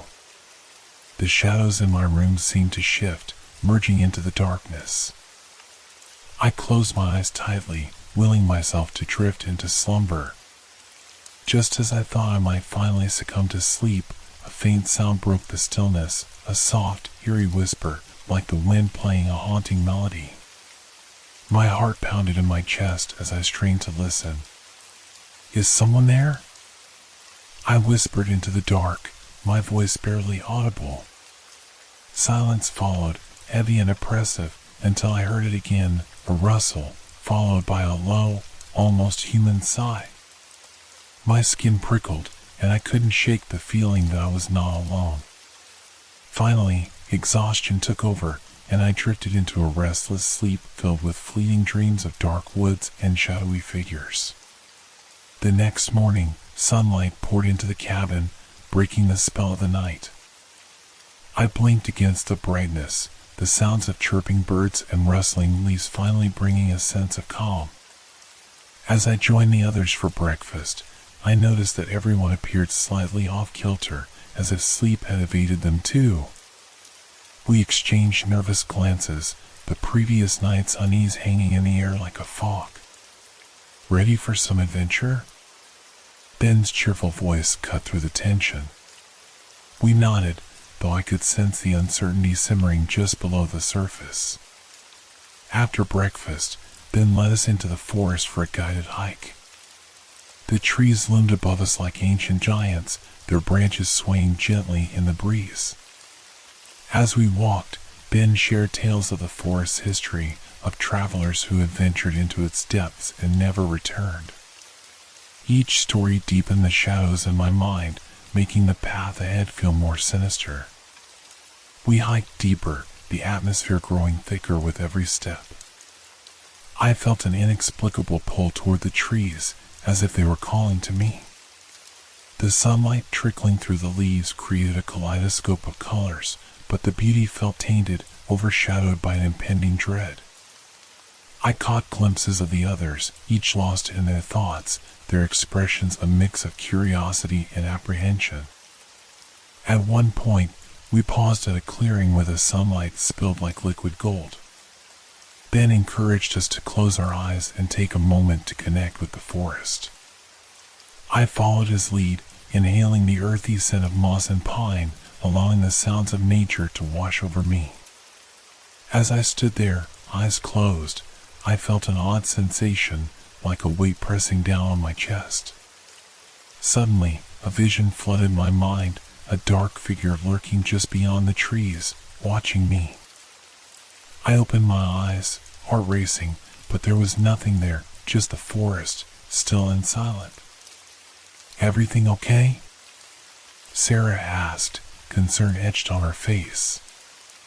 I nodded, forcing a smile, but inside, I felt the tremors of fear rising again.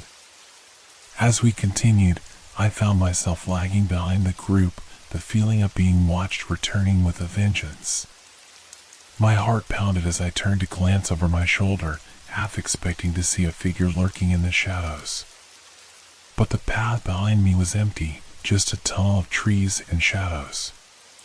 When we reached a secluded spot by a bubbling stream, Ben encouraged us to share our thoughts about our experience so far. "What do you think the forest is trying to tell you?" he asked, his eyes glinting with an unsettling curiosity. Mark shrugged, his face impassive. "It's just a bunch of trees. Nothing to fear." But his voice lacked conviction, and I could see the slight tremor in his hands. "It's beautiful, but it feels heavy," Lila admitted, her eyes darting nervously around the clearing.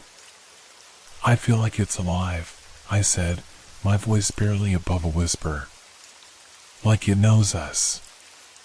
"Exactly," Ben exclaimed. "This forest has a way of reflecting our fears back at us. Trust me, it knows." I could see the tension rising among us as Ben's words sank in. It felt as though the forest itself was listening, waiting to unleash its secrets. As we resumed our hike, I couldn't shake the sensation that the trees were closing in, their gnarled branches twisting into grotesque shapes that seemed to beckon me closer. As dusk approached, the light began to fade, casting long shadows that crept along the forest floor. I could feel an inexplicable urge to flee, to escape the suffocating grip of the woods.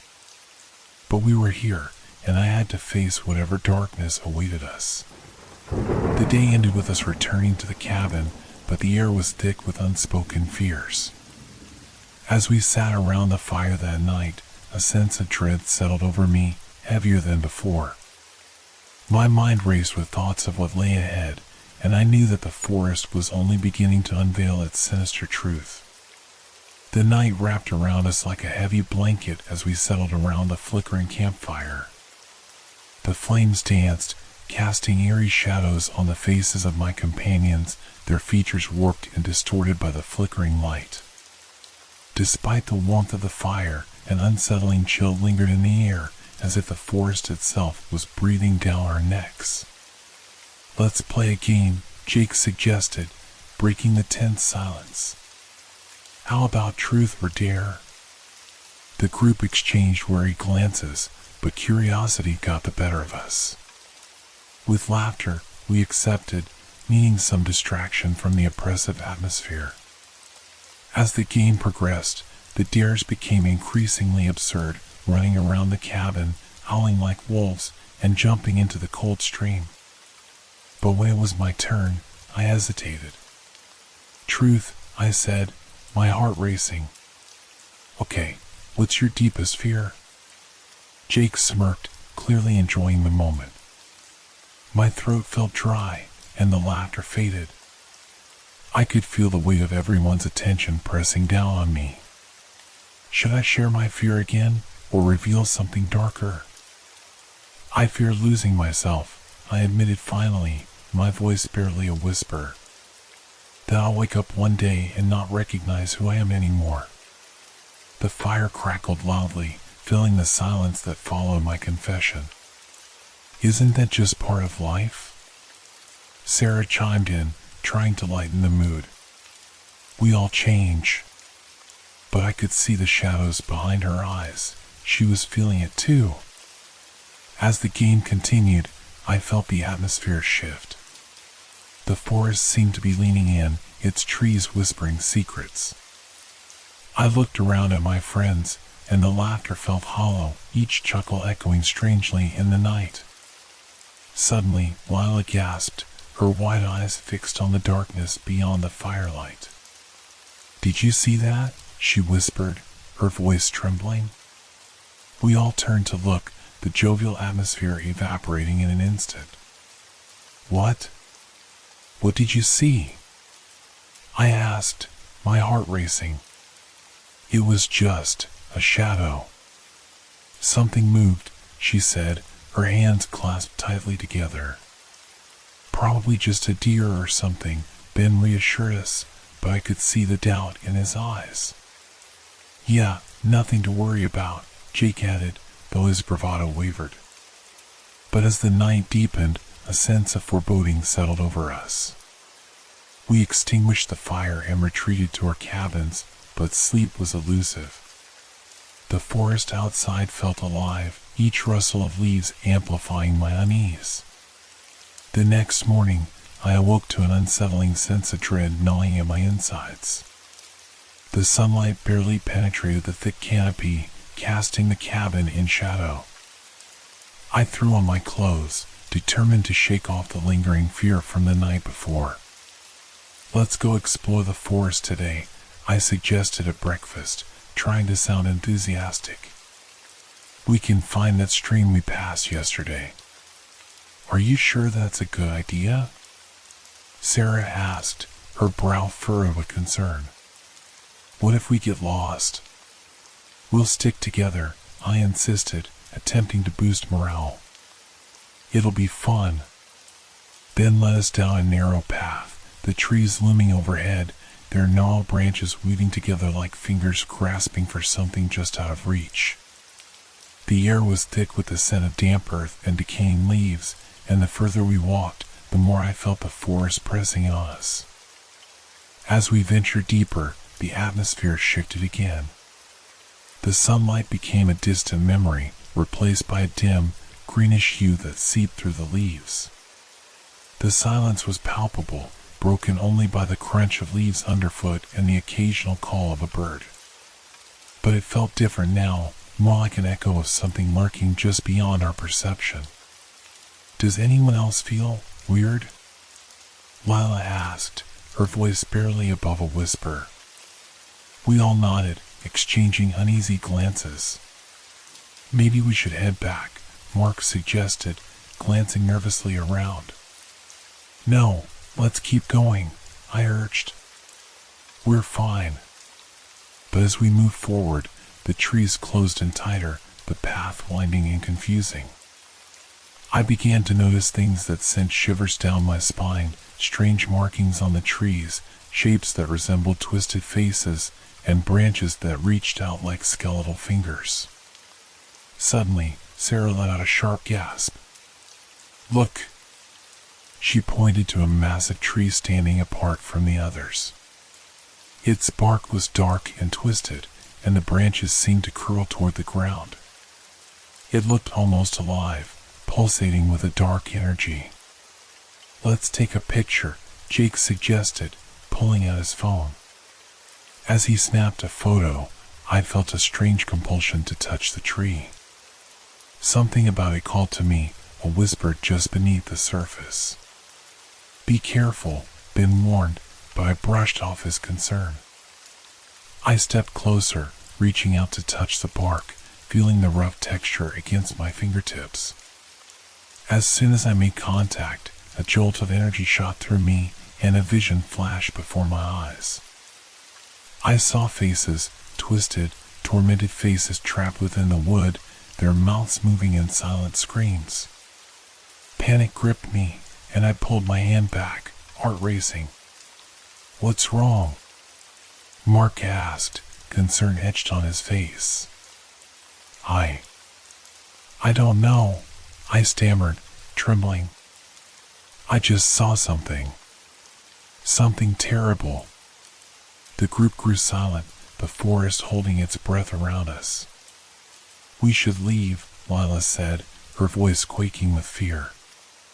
"Now." But as we turned to retrace our steps, I realized the path was no longer clear. The trees had shifted, the winding trail obscured by underbrush that hadn't been there before. My heart raced as the realization dawned on me: we were lost. Panic surged through me as I turned in circles, the towering trees now appearing like sentinels blocking our escape. My breaths quickened, and the shadows around us deepened. "Okay, everyone, stay calm," Ben said, though his voice trembled slightly. "Let's just retrace our steps. We can't be far from the clearing." But the path seemed to vanish with every attempt to remember where we had come from. The forest, once a sanctuary, now felt like a labyrinth of twisted branches and whispering leaves. I felt the weight of the trees pressing in, as if they were watching, waiting for us to falter. What if we never find our way back? Sarah's voice wavered, a tremor of fear breaking through. I could see the panic reflected in her eyes, mirroring my own. "Let's stick together," I urged, trying to project confidence I didn't feel. I took a deep breath, attempting to steady my racing heart. "If we stay together, we'll be fine." We started walking again, moving cautiously but purposefully. Each step echoed ominously, the forest swallowing our sounds. I strained to listen, searching for familiar sounds, but all I could hear was the rustle of leaves, as if they were conspiring against us. As we ventured deeper, I caught glimpses of movement from the corners of my eyes, shadows darting just beyond our sight. Each time I turned to look, nothing was there. The sensation of being watched intensified, crawling under my skin. "Guys, I swear something is out there," Jake said, his bravado crumbling. "I can feel it." "Stop it, Jake," I snapped, trying to keep the fear at bay. "We're just being paranoid." But even I wasn't convinced. The underbrush began to thicken, and I felt branches snag at my clothing as if the forest itself were trying to hold us back. I glanced back at the others. Their faces were pale, eyes wide with fear. "Maybe we should split up," Mark suggested, his voice low. "We can cover more ground." "No!" I shouted, my voice echoing through the stillness. "That's the worst idea. We'll get lost for sure." "Look," Ben interjected, his face tense. "Let's just keep moving forward. We can't let fear take over." We pushed onward, but the path seemed to narrow, and the shadows thickened, swallowing the light.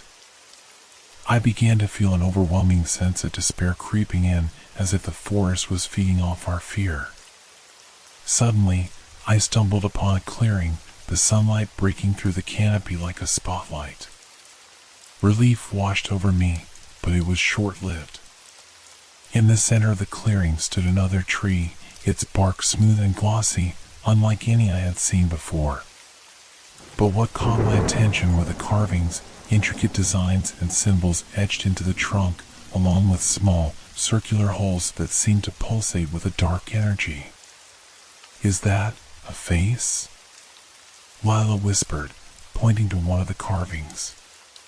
It was faint but discernible, a contorted visage that seemed to leer at us. I felt a chill run down my spine. "Let's not get too close," Ben cautioned, his voice tight. "We don't know what that is." But I was drawn to it, an inexplicable urge pulling me closer.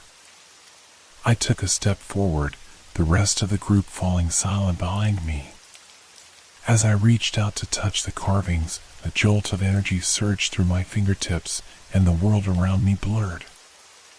I saw flashes of memories, visions of despair, loss, and deep-seated fears.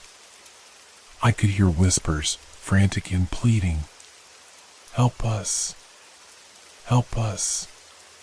The voices swirled around me, merging with my thoughts, until I could no longer distinguish my own fears from theirs.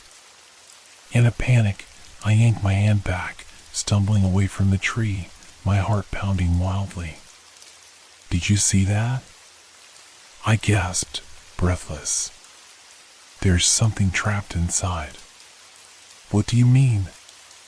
Sarah asked, her face pale. "I don't know," I stammered.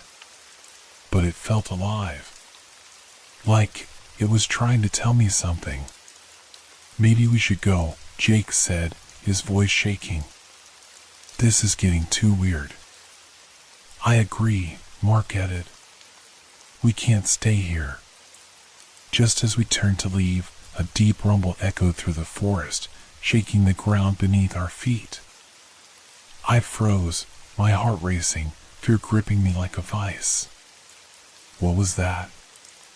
Lila squeaked, eyes wide. "I don't know, but we need to move." Ben shouted, urgency lacing his voice. We bolted back into the woods, the sense of dread now palpable. The shadows seemed to stretch and twist as we ran, the trees closing in like a dark wall. I glanced back and saw them shifting, their gnarled branches reaching out like fingers, as if they were alive, hungry for something more. The further we ran, the more the forest changed. The path became more twisted and unfamiliar, each turn feeling like a descent into madness. I felt the air grow heavier, thick with despair and regret. "Where are we going?" Sarah gasped, falling behind. "Just keep running," I yelled, adrenaline coursing through my veins. We broke into a small clearing again, but this one felt different, overgrown, wild, as if it had been untouched for ages. The trees surrounding it were ancient, their trunks massive and twisted, and in the center stood a circle of stones, withered and cracked. "What is this place?" Jake whispered, his voice trembling. "I don't know," I replied, glancing around nervously. "But we can't stay here." Just then, I noticed something out of the corner of my eye, a flicker of movement. I turned to see a figure darting between the trees, too quick to identify. My heart raced, a primal instinct urging me to flee. "Did you see that?" I shouted, pointing toward the shadows. "What? What did you see?" Mark asked, panic creeping into his voice. Someone, I stammered, struggling to maintain composure. Suddenly, a haunting wail echoed through the forest, a sound that clawed at my very soul. The ground beneath us trembled, and I could feel a chilling wind whip through the clearing. "We have to go. Now!" Ben shouted, and we all turned to run, fear propelling us forward. As we raced through the trees, I felt the forest closing in around us, shadows stretching longer and darker. The whispers grew louder, merging into a cacophony of tormenting voices that chased us deeper into the woods. The trees blurred past me, their dark forms twisting and writhing. I could feel my heart pounding in my ears, the fear clawing at my mind. We had to find our way out, or we might never escape the forest's grasp. We stumbled through the underbrush, limbs scratching at our skin as we pushed forward. Each breath felt like a struggle against the thick air, heavy with a sense of impending doom. I could hear my friends panting behind me, their footsteps echoing my own anxiety. The forest felt alive, and with every step, the sense of being hunted pressed closer. "Where are we going?" Sarah cried, her voice laced with panic. "I don't know," I shouted back, my voice cracking under the weight of my own fear. "Just keep moving."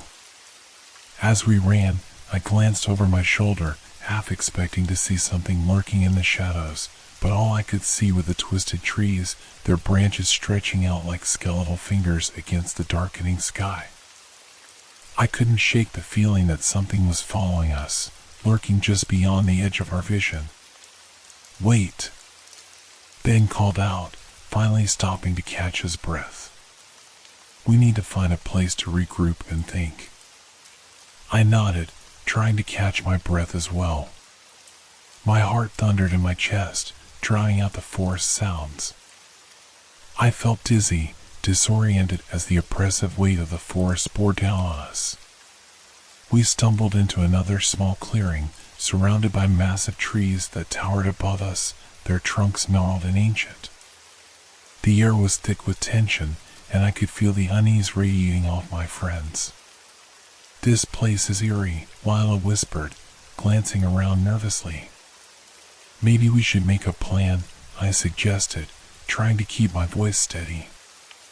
"We can't just keep running aimlessly. We need to figure out how to get back. What if we just follow the direction we came from?" Jake proposed, pointing back toward the path we had just fled. I shook my head, a deep sense of foreboding settling in. What if it leads us deeper into the woods? We don't know what's out there. What if we're just running in circles? Mark replied, his eyes darting nervously. A sudden gust of wind rustled the leaves above, and I felt a shiver run down my spine. It felt like the forest was responding to our fear, the trees creaking as if they were whispering among themselves. Just then, a low growl emanated from the shadows, freezing us in place. My heart stopped, and I felt the air grow thick with dread. What was that? Sarah breathed, eyes wide with terror. "I don't know," I replied, my voice barely a whisper. "But we need to get out of here." We turned to leave the clearing, but before we could take a step, a figure emerged from the shadows, a gaunt, ghostly silhouette with hollow eyes that seemed to pierce through the gloom. I gasped, instinctively stepping back. "Who are you?" Ben demanded, trying to sound brave, but his voice shook. The figure didn't respond. Instead, it raised an arm, pointing a bony finger toward the depths of the forest. The gesture sent a chill down my spine, as if it were beckoning us to follow. "Stay back," I shouted, my heart racing.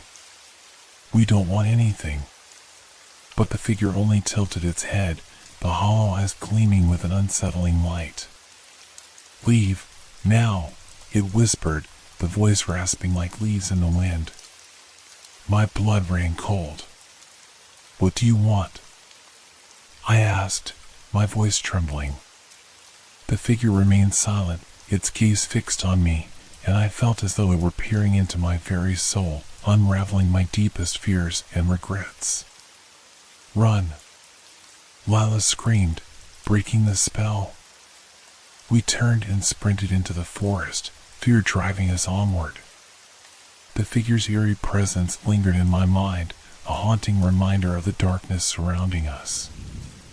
As we raced through the underbrush, I could hear the growl again, closer this time, echoing through the trees. It felt like a predator stalking us, waiting for the perfect moment to strike. "Why is this happening?" Jake panted, struggling to keep up. "I don't know," I shouted back, trying to keep my fear in check. "Just keep moving." We burst into another clearing, gasping for air. This one was larger, a wide space filled with dense fog that swirled around us, shrouding the trees in a ghostly mist. "Can you see anything?" Ben asked, squinting into the fog. "No," I replied, fear tightening my chest.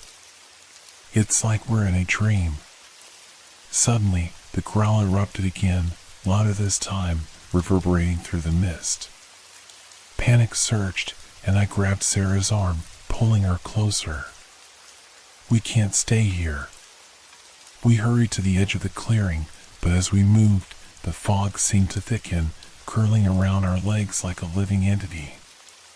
The darkness whispered and writhed, a chilling echo of our own fears. "What do we do?" Lila cried, her voice rising in panic. "Find a way out," I shouted, scanning the perimeter for any sign of an escape. But the fog distorted everything, making it difficult to see more than a few feet ahead. It felt as though the forest was playing tricks on us, leading us deeper into its grasp. As I turned, I caught a glimpse of something in the fog, a flicker of movement, too quick to identify. "Did you see that?" I asked, my heart racing. "See what?" Mark replied, anxiety etched on his face. Before I could respond, the growl erupted again, this time closer, the sound sending icy dread through my veins. It felt like a warning, a predator closing in for the kill. "Run!" I screamed, and we took off again, tearing through the fog.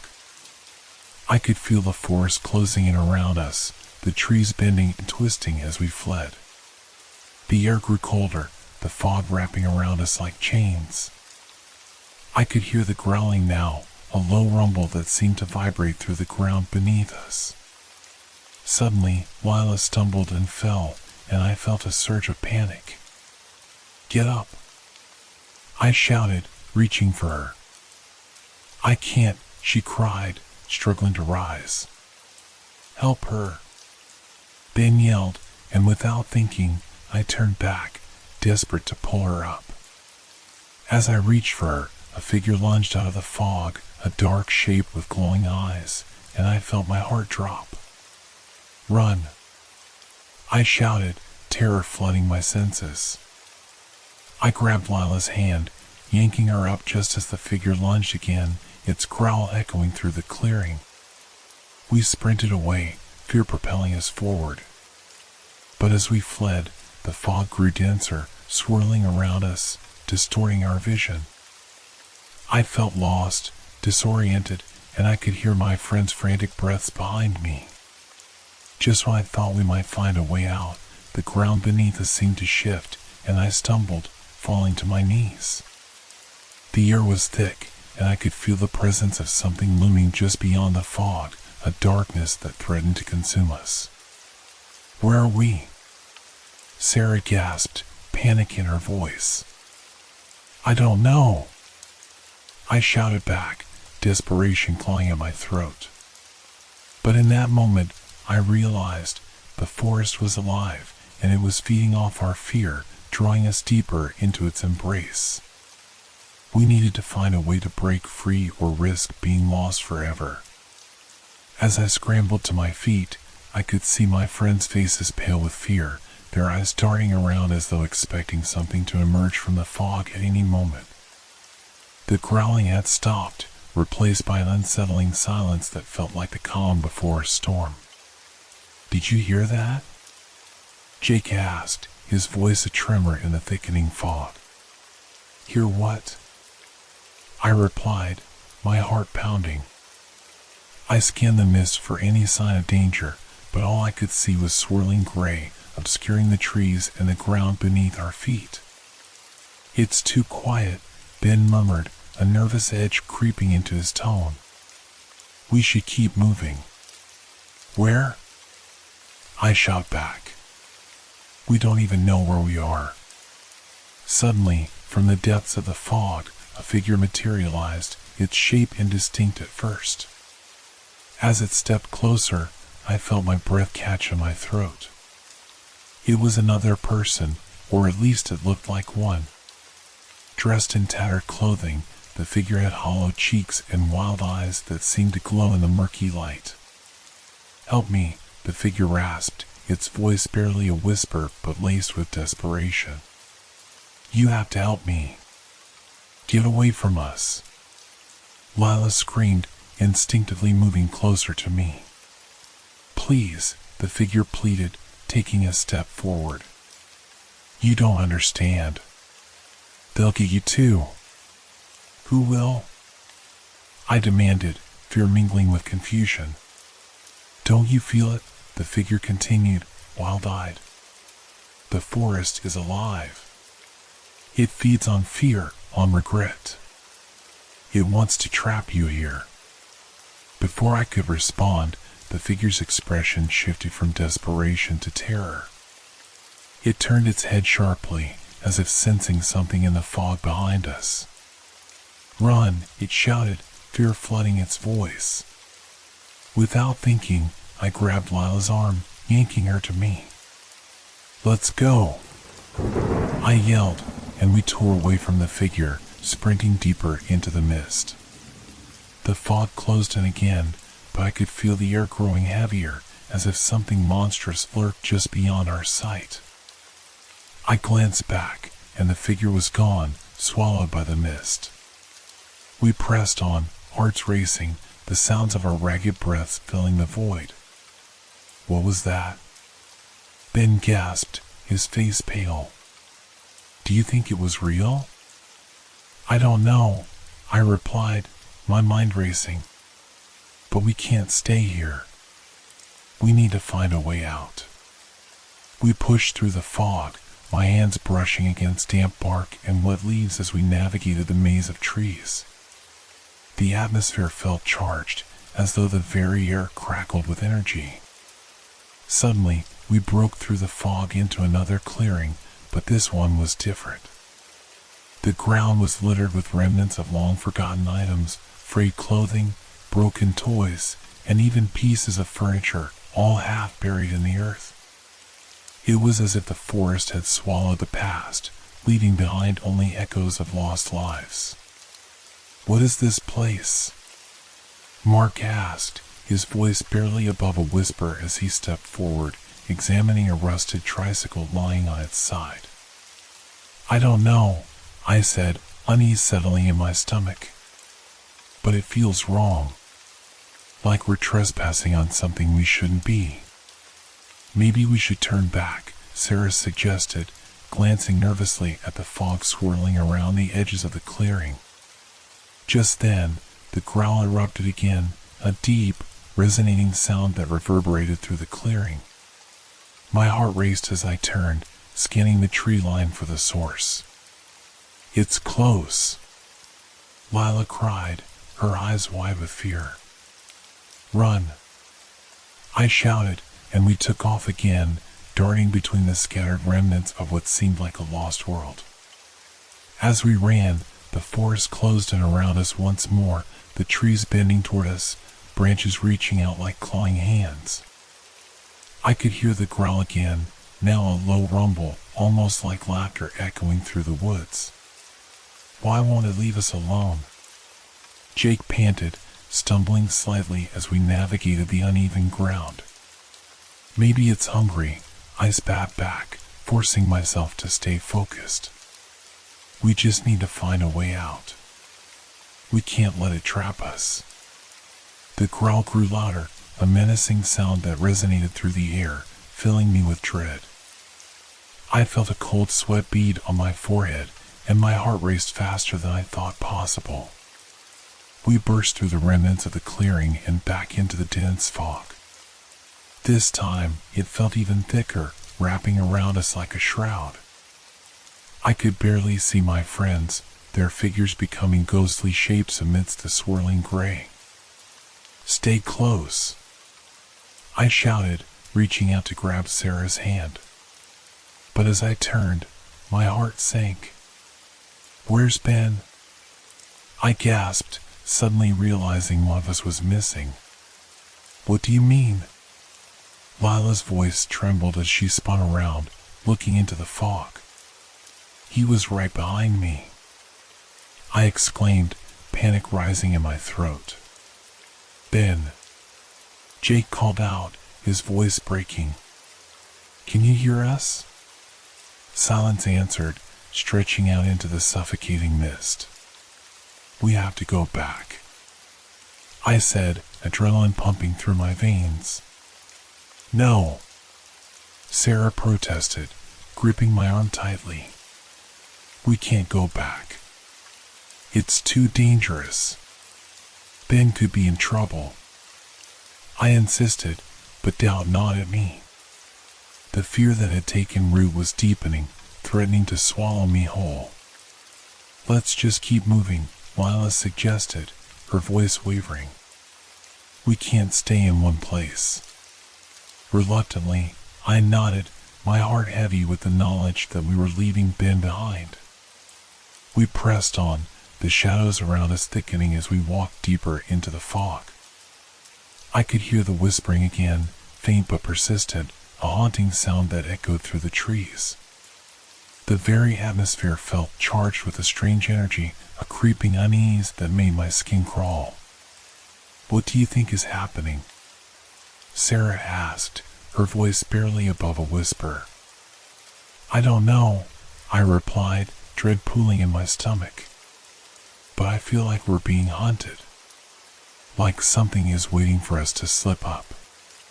Suddenly, the growl erupted again, but this time it was right behind us. "Run!" I shouted, and we took off, hearts racing, adrenaline surging. The shadows danced in our periphery, and I could hear the rustling of leaves as whatever was pursuing us closed in. With every step, the forest felt more alive, the trees twisting and shifting as if they were trying to trap us within their embrace. I could feel the pressure building, the weight of something lurking just out of sight. We burst into another clearing, but this one felt ominous, the ground uneven and littered with rocks. The fog swirled around us, thick and suffocating, making it hard to breathe. "Where do we go now?" Mark gasped, eyes wide with fear. I scanned the clearing, searching for any sign of a way out. My eyes landed on a narrow path leading into the darkness, barely visible beneath the fog. "There!" I shouted, pointing. "We can go that way." Without waiting for a response, I bolted toward the path, my heart racing as I plunged into the shadows. The fog wrapped around me, thick and cloying, and I could hear my friend's footsteps pounding behind me. As we pressed on, the air grew colder, a bone-chilling wind howling through the trees. I glanced back, and to my horror, I could see shapes emerging from the mist, dark silhouettes lurking just beyond the edge of my vision. "Faster!" I screamed, the panic clawing at my throat. The path twisted and turned, leading us deeper into the forest, but I felt as though we were running in circles, the shadows closing in around us. The growling grew louder, a menacing sound echoing through the trees. "Please," I whispered, desperation creeping into my voice. "We can't let it catch us." But deep down, I knew that the forest was more than just a place. It was a living entity, and it was feeding off our fears. The trees were alive with dark memories, and the whispers grew louder, becoming a cacophony of despair that threatened to engulf us. We stumbled into another clearing, this one larger and more foreboding than the last. The trees loomed overhead, their branches twisting and curling like claws, blocking out the sky. In the center of the clearing stood an enormous, gnarled tree, its bark twisted and dark, as if it had absorbed the darkness around it. I felt an inexplicable pull toward it, a sense of dread mixed with curiosity. "Don't go near it," Sarah cried, her voice shaking. But I couldn't help myself. I stepped closer, the air around me crackling with energy.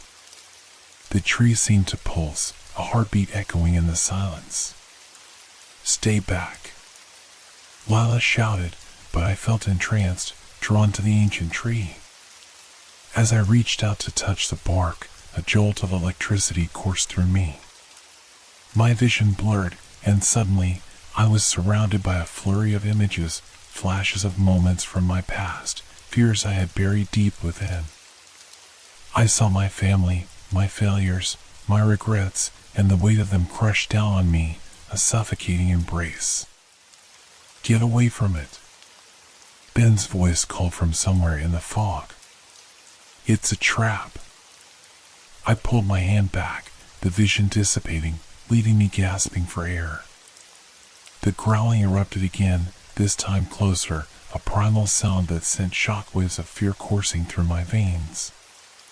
"We need to go," I yelled, retreating from the tree, but the fog swirled around us, disorienting and thick. "Where do we go?" Jake shouted, his voice rising in panic. Just run," I cried, my heart pounding. We tore away from the tree, pushing through the fog, but the growling followed us, an insistent reminder of the darkness lurking just behind our heels. The forest felt alive, a labyrinth designed to ensnare us, and I could feel its grip tightening. As we stumbled through the mist, I felt a cold breeze sweep through the trees, carrying with it the distant echo of laughter, dark and mocking. "What is happening?" Mark gasped, his voice shaking. "I don't know," I shouted, panic clawing at my chest. But as we pressed on, I knew one thing for certain: the forest was not just a backdrop for our fears, it was a predator, and we were its prey. The growl reverberated through the trees, an ominous rumble that shook my very core. We stumbled deeper into the forest, the suffocating fog thickening with every step. I could barely see my friends' faces, their expressions lost in the swirling gray, but I could feel the panic radiating from them like heat from a fire. "Where are we going?" Jake shouted, his voice tinged with desperation. "Just keep moving," I urged, trying to mask my own rising fear. "We have to find a way out." The oppressive atmosphere felt as if it was pressing down on us, each breath becoming heavier, as if the forest itself were squeezing the air from our lungs. The growling seemed to follow us, echoing from all directions, growing louder and more menacing. Lila grabbed my arm, her grip like a vice. "What if it's leading us somewhere? What if it wants us to follow?" I glanced back at her, my heart racing. "I don't think it wants anything good." The thought of that eerie figure, wild-eyed and desperate, loomed large in my mind. Was this forest a place where fear came to life, a nightmare spun from the depths of our minds? As we pushed forward, I caught sight of movement out of the corner of my eye. A shadow flitted between the trees, and my pulse quickened. "Did you see that?" I asked, pointing, but my words caught in my throat as I tried to swallow the rising dread. "What?" Ben asked, straining to see through the fog. "It was something," I stammered, fighting the urge to look back. The branches seemed to twist and writhe as if alive, bending in unnatural ways, and for a moment I could have sworn they were reaching for us. Suddenly, the growl erupted again, this time closer than before. The sound was low and guttural, rising into a frenzied howl that echoed through the clearing. We stopped dead in our tracks, the air crackling with tension. "Run!" I shouted, instinctively grabbing Lila's hand and pulling her forward. We darted away, the shadows dancing around us, and I could feel the presence behind us, lurking just out of sight. The trees seemed to close in, the branches brushing against our arms, pulling at our clothes as if trying to keep us from escaping. We ran without a clear direction, adrenaline surging through us like wildfire.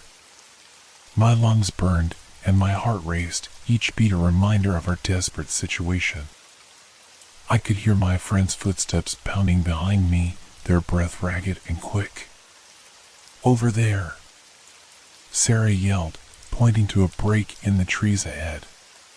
"It looks like a path." We veered toward it, crashing through the underbrush, and burst onto a narrow trail. It felt like a lifeline, a small flicker of hope in the choking fog. But as we ran, I could hear it, the growl again, now unmistakably close, echoing around us like a dark melody. It was a warning, a reminder of the lurking danger. "Keep going," I urged, my voice strained. "We can't stop." We pressed on, the path winding deeper into the heart of the forest. The fog clung to us, swirling and wrapping around our bodies, and I felt the weight of something watching us, lurking just beyond our vision. Suddenly, I noticed a figure up ahead, standing motionless on the path. My heart dropped into my stomach. "Who is that?" I breathed, a chill running down my spine. "Don't stop!" Ben shouted, his voice rising with panic. But it was too late. The figure turned slowly, revealing a face that was eerily familiar. It was Ben, or someone who looked just like him, same hair, same build, but there was a distinct hollow look in his eyes, as if the life had been drained from him. "What are you doing?" I gasped, taking a cautious step back. "Help me," the figure whispered, its voice echoing unnaturally, sending chills coursing through me. "You have to help me, before it's too late. Stay away from it." Lila screamed, pulling me back, but I was transfixed. "Ben, is that you?" I asked, fear coiling tightly in my chest. "Help me," it repeated, its voice rising in urgency, but there was something wrong, something off. The way it stood there, almost too still, sent an electric pulse of dread through me. "No, it's a trap!" Jake shouted, his voice breaking through the haze of fear. "We can't trust it." With that, we turned and sprinted past the doppelganger, the forest closing in around us once more. I could feel the growl reverberating in my bones, the very essence of the forest, a dark and hungry presence. We ran deeper, the fog thickening until it felt like a living thing, wrapping around us in a suffocating embrace. I could hear the whispers again, curling around my mind, pulling at my thoughts like tendrils of smoke. Memories flickered in my mind, my childhood fears, my regrets, each one a haunting specter that swirled in the mist. I shook my head, trying to clear the fog from my thoughts. "We can't let it get to us," I yelled, the words echoing in the empty air. "Where do we go?" Lila gasped, her voice trembling. "Just keep moving," I urged again, pushing through the dense underbrush, the branches scratching at my arms and face. But the forest felt endless, a maze of twisting paths and shadowy trees. We veered left, then right, desperately searching for an escape, but it felt like we were being drawn deeper into the heart of the nightmare. Suddenly, the ground shifted beneath my feet, and I stumbled, falling hard to the ground. The impact knocked the breath from my lungs, and I lay there for a moment, gasping. "Get up!" Jake shouted, panic creeping into his voice. "It's coming!" I pushed myself off the ground, my limbs heavy with fear. The growl echoed again, now a bone-chilling sound that resonated in my chest, a low vibration that seemed to reverberate from the very heart of the forest. I turned to my friends, who were peering back at the darkness, fear etched on their faces. "We have to keep moving," I urged, forcing myself to rise. "We can't let it catch us." As we regrouped, I caught a glimpse of the path ahead, barely illuminated by the dim light filtering through the fog. It was a narrow trail, overgrown with vines and twisted roots, but it looked like it led somewhere, maybe out of this nightmare. "Let's go!" I yelled, leading the way forward, my heart pounding as we raced toward the darkness ahead. With each step, the shadows seemed to deepen, the fog swirling around us like a living thing, a shroud of despair that threatened to suffocate us. I could hear the growling again, now louder, echoing all around us, closing in. But we pressed on, desperate to find a way out, the forest alive with our fears, each tree a witness to our struggle. Then, just as hope flickered, the growl morphed into a roar, reverberating through the trees, a primal sound that chilled me to the bone. I turned just in time to see a massive shadow emerge from the fog, its eyes gleaming like coals in the darkness. It was a creature, towering above us, with elongated limbs and a gaping maw filled with jagged teeth, each one dripping with a dark substance. "Run!" I screamed, terror clawing at my throat.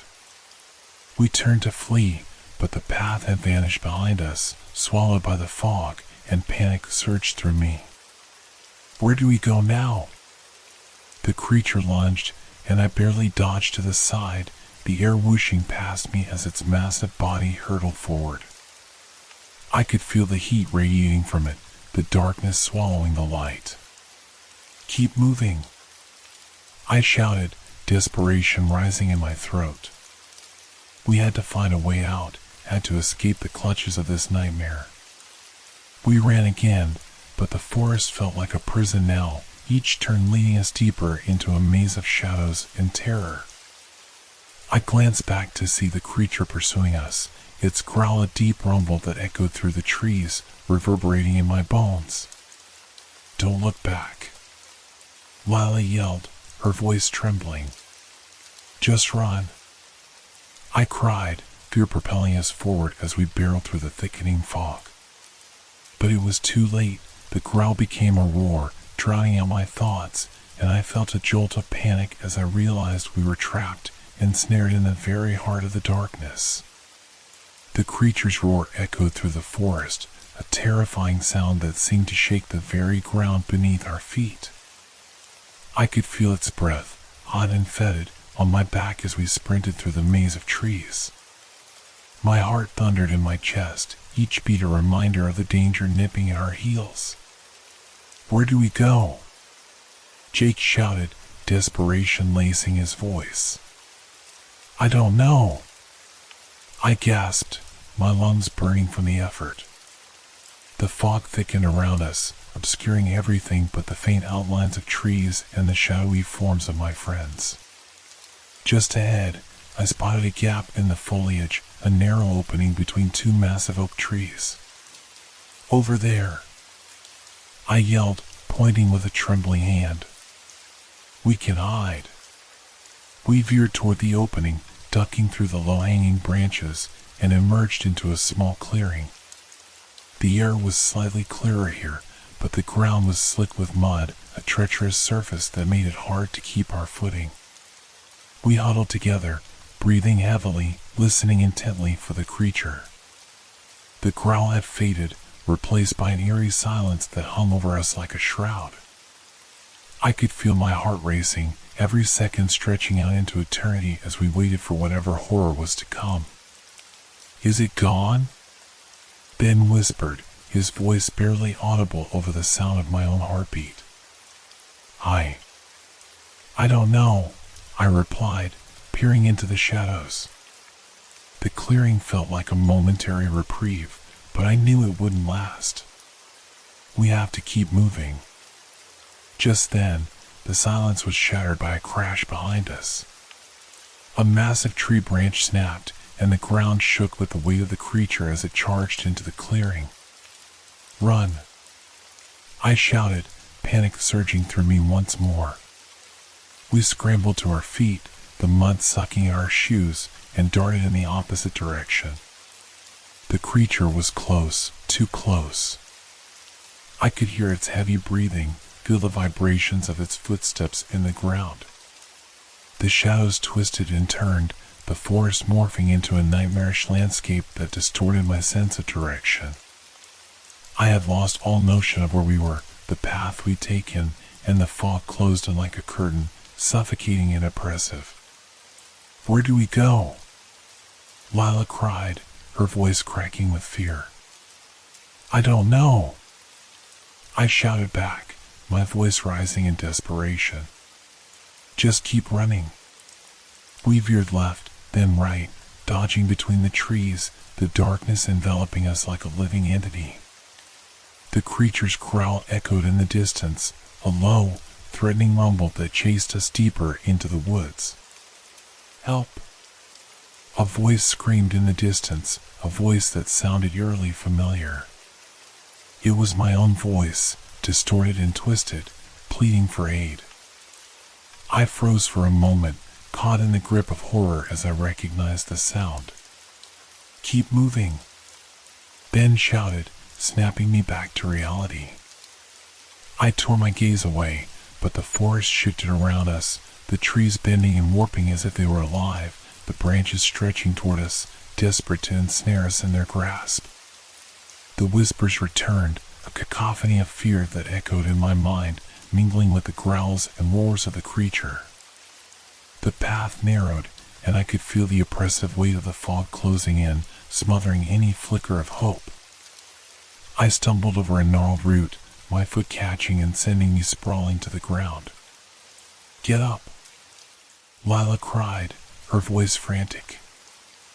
I scrambled to my feet, my heart racing as I glanced back. The creature was still following us, its eyes glowing like fiery coals in the darkness. It let out a low growl, and the sound sent chills down my spine. "We have to find a way out," I yelled, desperation clawing at my throat. "Look!" Jake shouted, pointing ahead. "There's a light." I squinted through the fog, and sure enough, a faint glow flickered in the distance. "That way," I shouted, feeling a spark of hope ignite in my chest. We sprinted toward the light, each step fueled by the adrenaline coursing through our veins. The growl of the creature grew fainter behind us, replaced by the soft crackling of flames. As we drew closer, the light expanded into a clearing, illuminating a small campfire surrounded by logs and scattered stones. "Is anyone here?" I called out, my voice echoing in the stillness.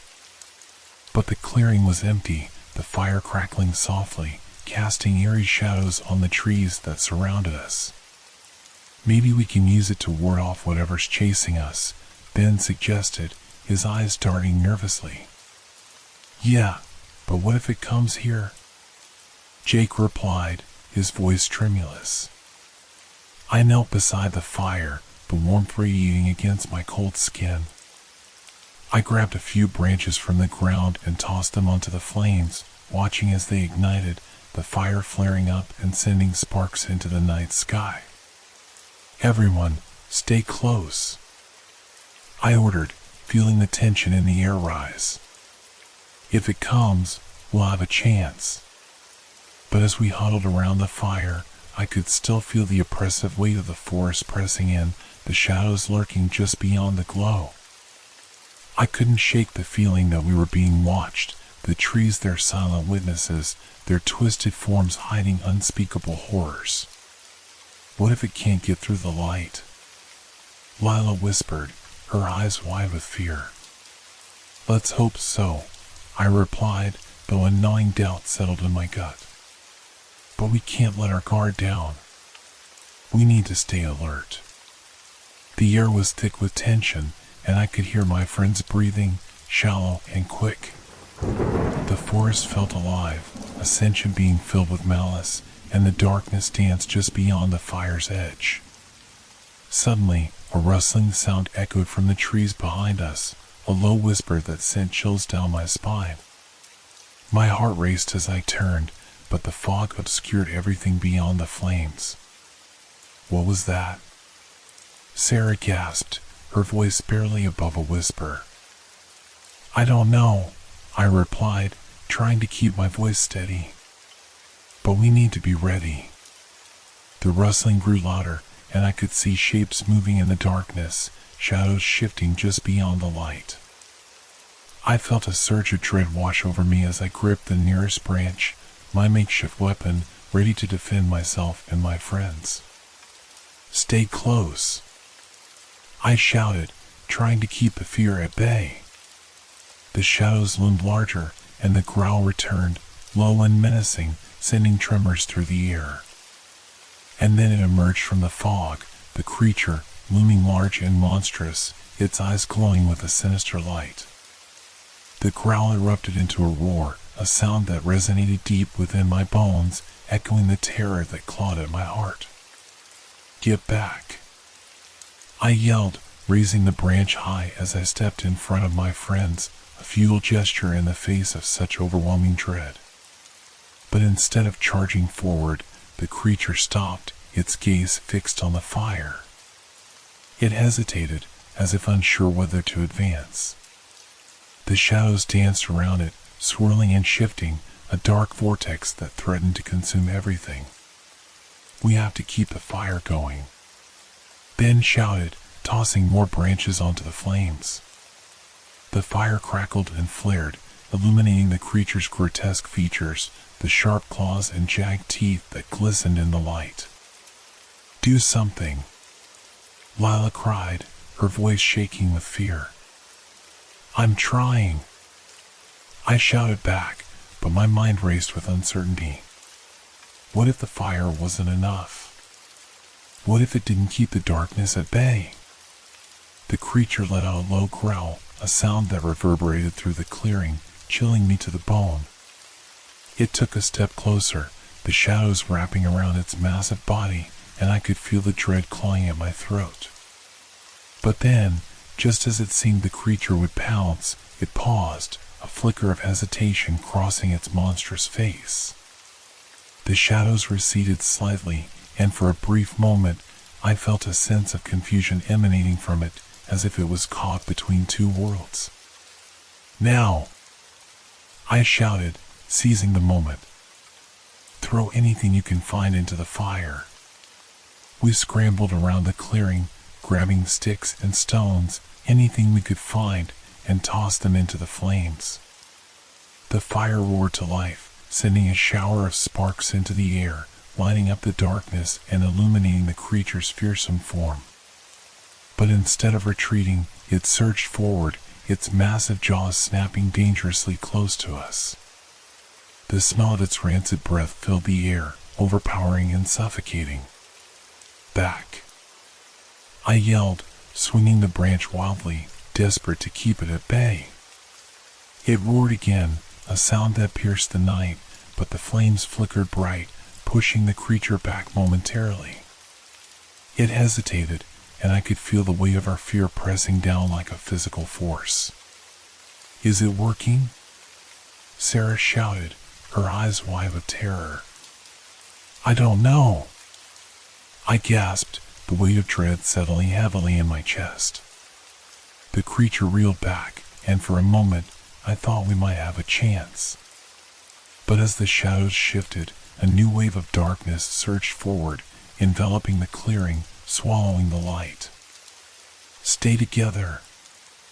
I yelled, gripping the branch tightly as we formed a circle around the fire.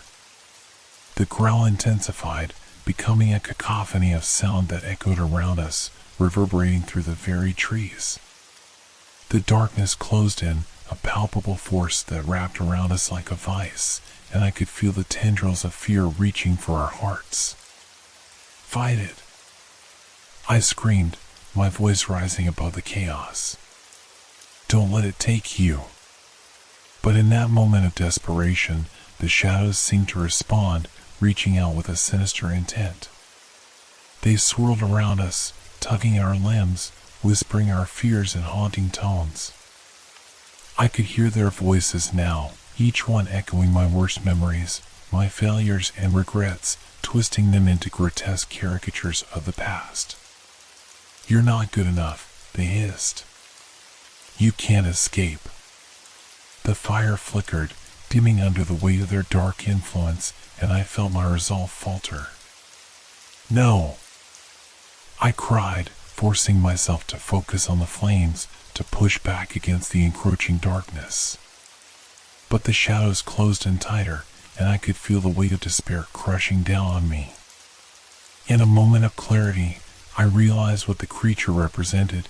It was not just a beast, it was a manifestation of our deepest fears, our hidden guilt and sorrow. It thrived on our doubts, feeding on the darkness within us. "We have to confront it," I shouted, my voice raw with determination. "We can't let it win."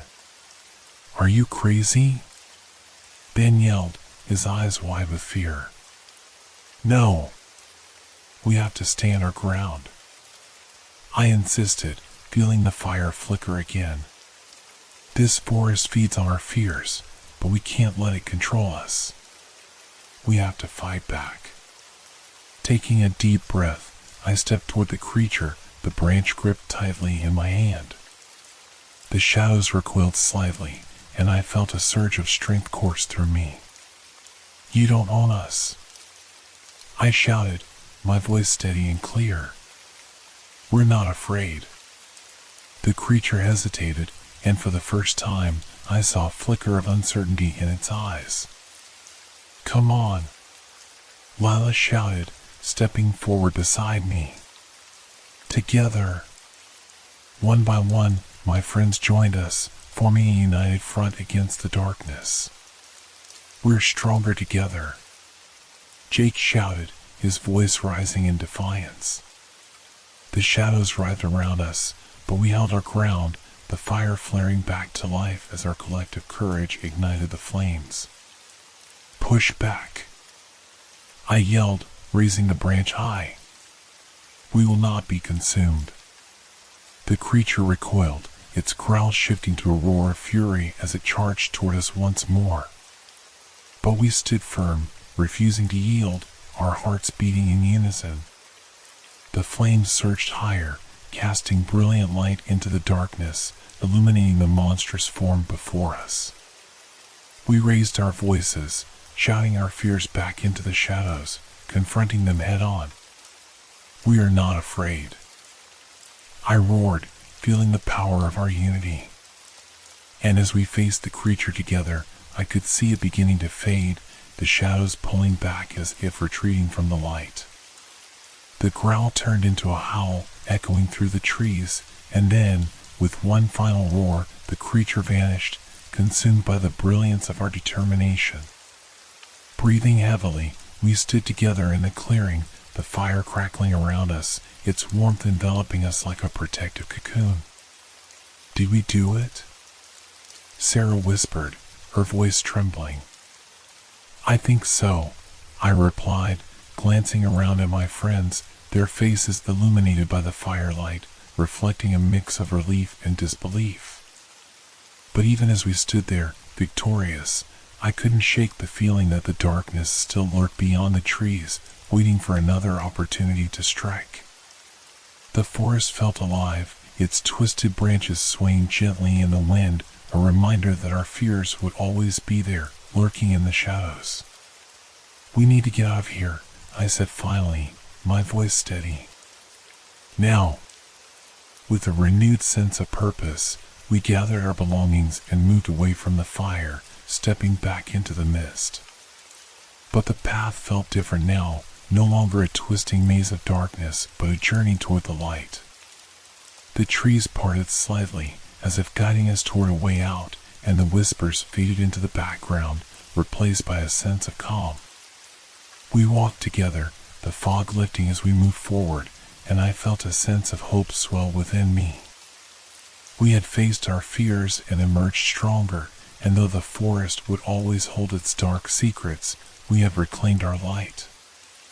And together, we would find our way home. As we walked deeper into the forest, the lingering effects of our encounter hung heavy in the air. The atmosphere felt charged, almost electric, as if the forest itself was waiting for us to stumble into its next trap.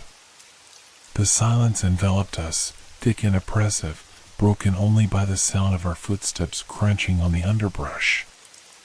"Are we out of danger?" Lila asked, glancing over her shoulder, her voice barely above a whisper. "I think so," I replied, though the uncertainty in my own voice betrayed my thoughts. "But we need to stay vigilant. This forest, it's not like any place I've ever known."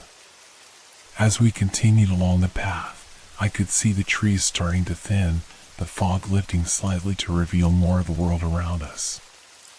The colors began to brighten, the greens and browns of the forest coming alive under the filtered sunlight. But despite the beauty surrounding us, an unsettling feeling tugged at my mind. "What if that thing comes back?" Ben said, his voice trembling slightly. "It won't," I reassured him, though my own heart was racing at the thought. "We faced it, and we won. We just need to keep moving." Just then, something caught my eye, a small wooden sign partially obscured by undergrowth. Curious, I stepped closer and brushed away the leaves. The sign read, "Welcome to the heart of the forest." My stomach dropped as I realized what it meant. "We're going deeper into the forest," I said, the realization sinking in. "This isn't the way out." "What?" Jake exclaimed, moving beside me. "Are you serious?" "I didn't notice it before," I admitted, my heart sinking further. "We've been going the wrong way." "Great," Lila muttered, rubbing her temples as if trying to relieve a sudden headache. "Just perfect." Before I could respond, the air grew still, and an unnatural chill swept through the clearing. The hairs on the back of my neck prickled, and an overwhelming sense of dread settled over us once again. It felt as if the forest itself was alive, watching us, waiting for our next move. "Let's keep moving," I urged, trying to sound confident as I turned back toward the path. But the uncertainty gnawed at my mind. What other horrors awaited us in the depths of this forest? As we walked, I couldn't shake the feeling that the trees were closing in around us, their gnarled branches like twisted fingers reaching out to snatch us away. The forest was growing darker, the sunlight struggling to penetrate the thick canopy overhead. Shadows shifted in the corners of my vision, always just out of reach. "Why do you think this place is so twisted?" Sarah asked, her voice barely audible. "I don't know," I admitted, trying to focus on the path ahead. "But it feels like it knows our fears. Like it's feeding on them." The others fell silent, the weight of my words hanging heavily in the air. We continued walking, but the path began to wind in unexpected directions, twisting like a serpent through the trees. It felt less like a journey towards safety and more like a descent into a nightmare. Suddenly, a piercing scream shattered the stillness, echoing through the trees. I froze, my blood running cold. "Did you hear that?" I whispered, my heart racing. Everyone nodded, their faces pale with fear. What was that? Lila asked, her voice shaking. It came from over there, Jake said, pointing to a thicket of trees off to the right. We have to check it out, I replied, my voice firm despite the fear gnawing at my gut. It could be someone else who's lost. Reluctantly, we moved toward the sound, the branches snapping under our feet as we pushed through the underbrush. With every step, I felt the tension building, a tight knot in my chest that threatened to explode. As we reached the thicket, we paused, listening intently. The forest was quiet again, the scream replaced by a haunting silence that felt suffocating. Maybe it was just an animal, Sarah suggested, but I could hear the tremor in her voice. No, I said, shaking my head. That sounded too human. We pressed forward, parting the branches until we reached a small clearing. There, in the center, lay an old, decaying cabin, half hidden by the undergrowth. Its windows were dark and broken, the door hanging precariously on its hinges. What is this place? Ben asked, his eyes wide with a mix of fear and curiosity. Let's check it out, I suggested, trying to mask my own anxiety. We need to see if anyone is inside. Are you sure? Lila said, her voice filled with trepidation. What if it's a trap? We have to find out, I insisted, stepping toward the cabin. The air felt thick with tension, and the closer I got, the more I could sense the weight of the forest pressing in on us, urging us to turn back. As I reached the door, I hesitated, glancing back at my friends. Stay close, I whispered, pushing the door open. It creaked ominously, and the dark interior yawned open like a mouth ready to swallow us whole. I stepped inside, the floorboards groaning under my weight. The cabin was dimly lit by the fading light filtering through the cracks in the walls.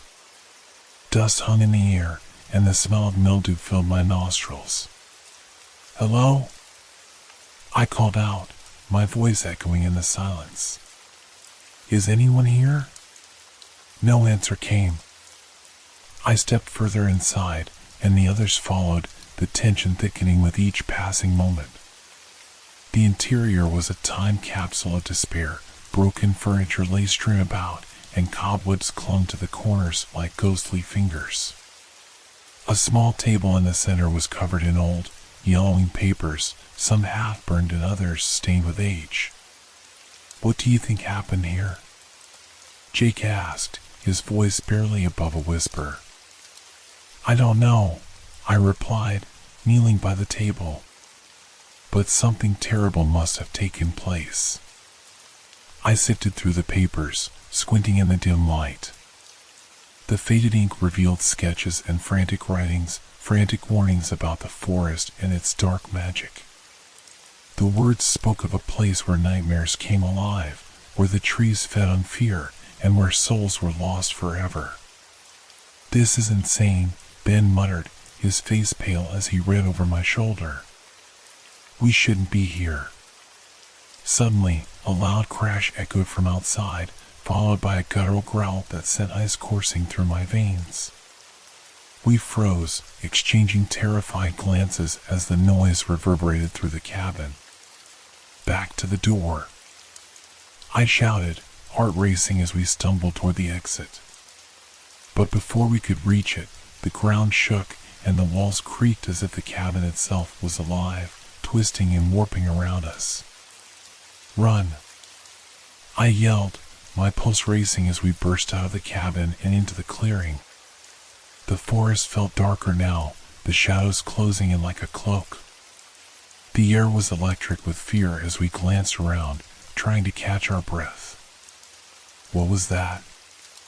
Lila gasped, her eyes wide with terror. I don't know, but we have to keep moving. I shouted, urging everyone forward. We dashed back toward the path, but the trees loomed larger, their branches twisting like skeletal fingers, reaching out for us. The growls echoed behind us, drawing nearer, and I could feel the panic rising in my chest. "Don't look back," I yelled, my voice strained.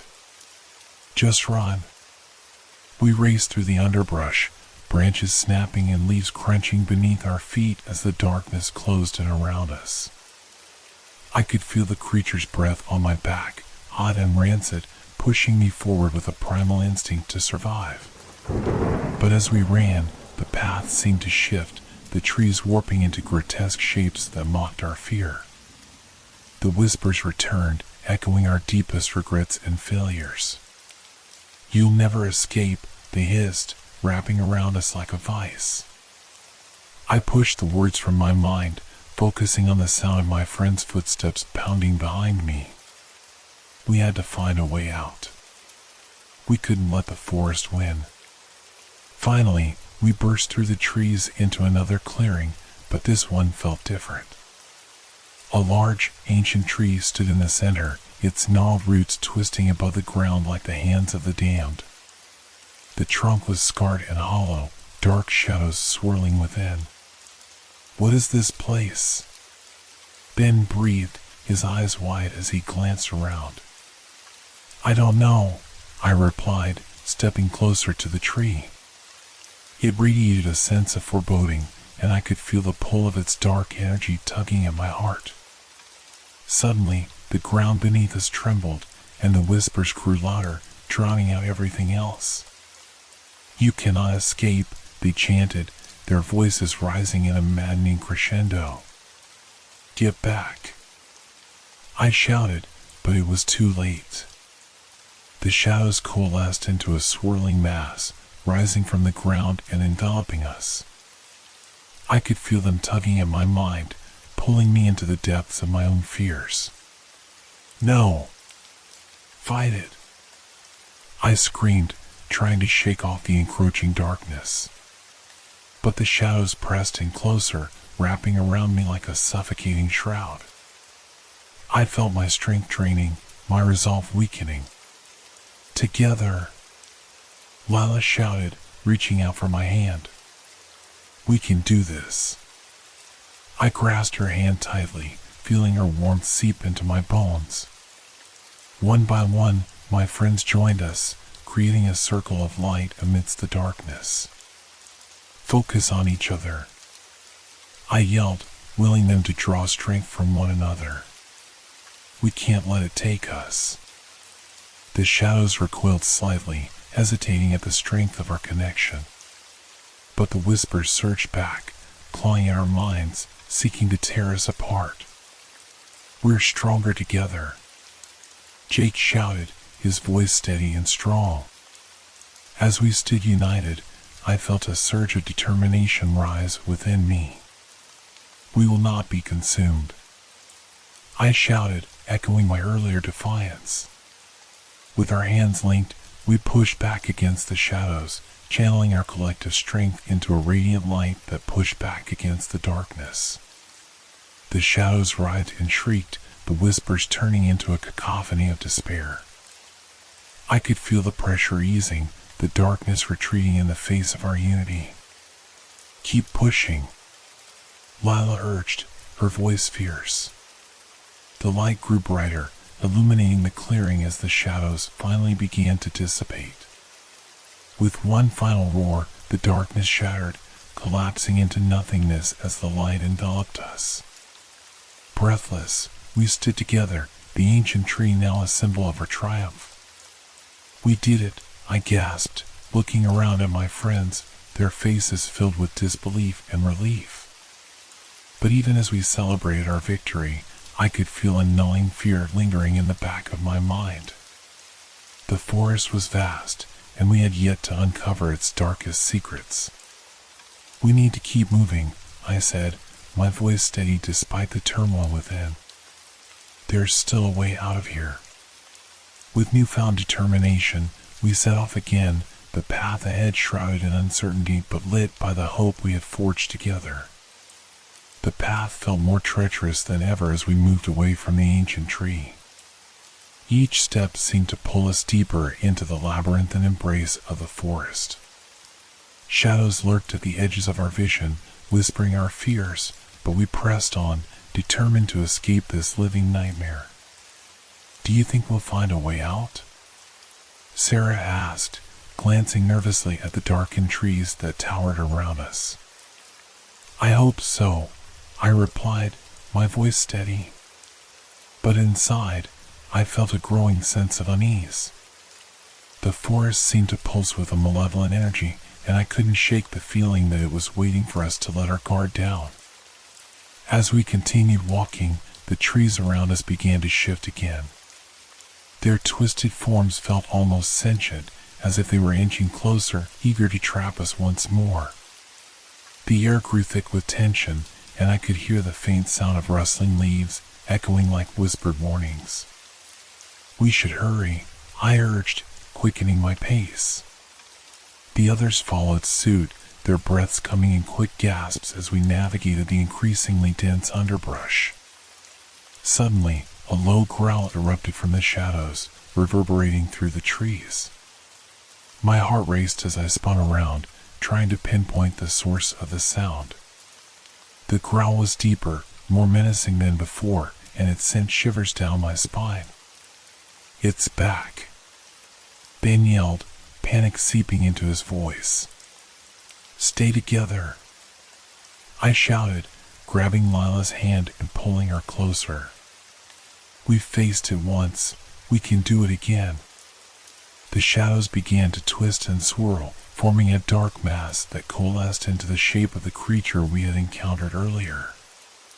Its eyes glowed with an unnatural light, reflecting our deepest fears back at us.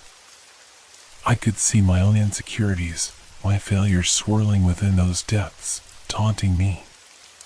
"Fight it," Lila shouted, her voice strong as she squeezed my hand. I looked around at my friends, their faces twisted in fear but also filled with determination. We had come too far to let this darkness consume us. "Remember the tree," I cried, my heart pounding in my chest. "We're stronger together. We have to stand united." The creature roared, the sound echoing through the trees, shaking the ground beneath our feet. It charged forward, its massive form blurring through the shadows. "Form a circle," I yelled, positioning myself at the center with my friends. "Hold hands. Focus on the light."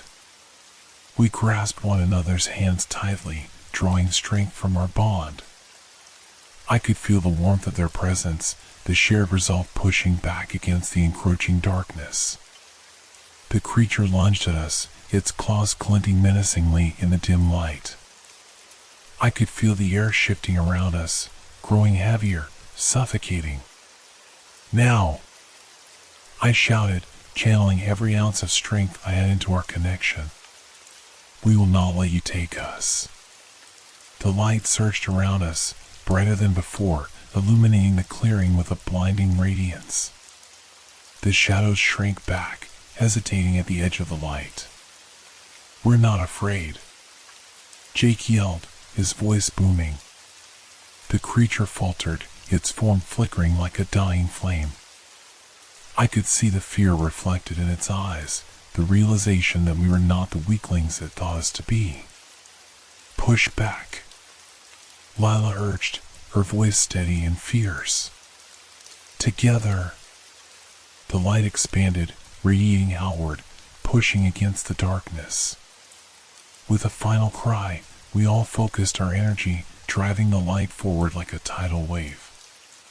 The shadows recoiled, the creature howling in rage as it was engulfed by the brilliance. And then, just as quickly as it had appeared, the creature dissolved into the shadows, its roar fading into a haunting whisper.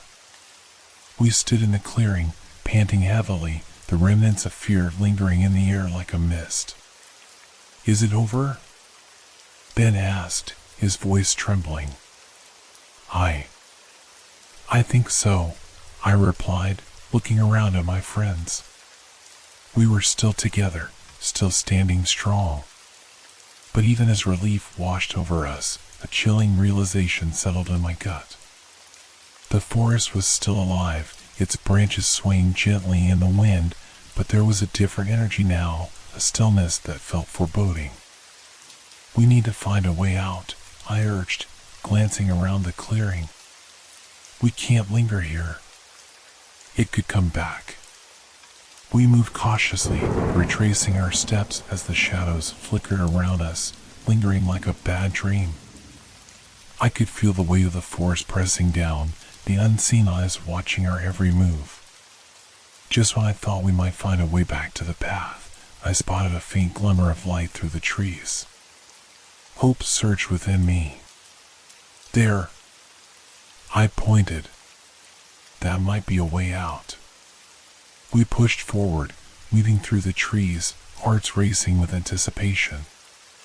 As we drew closer, the light grew brighter, illuminating a small clearing just ahead.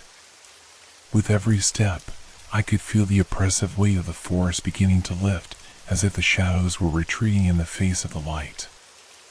We burst into the clearing, and I gasped. Before us lay a shimmering lake, its surface reflecting the brightening sky above. The water sparkled like 1,000 diamonds, and I felt an overwhelming sense of peace wash over me. "Is this real?" Lila whispered, stepping closer to the water's edge. "It has to be," I said, a smile breaking through my earlier fear.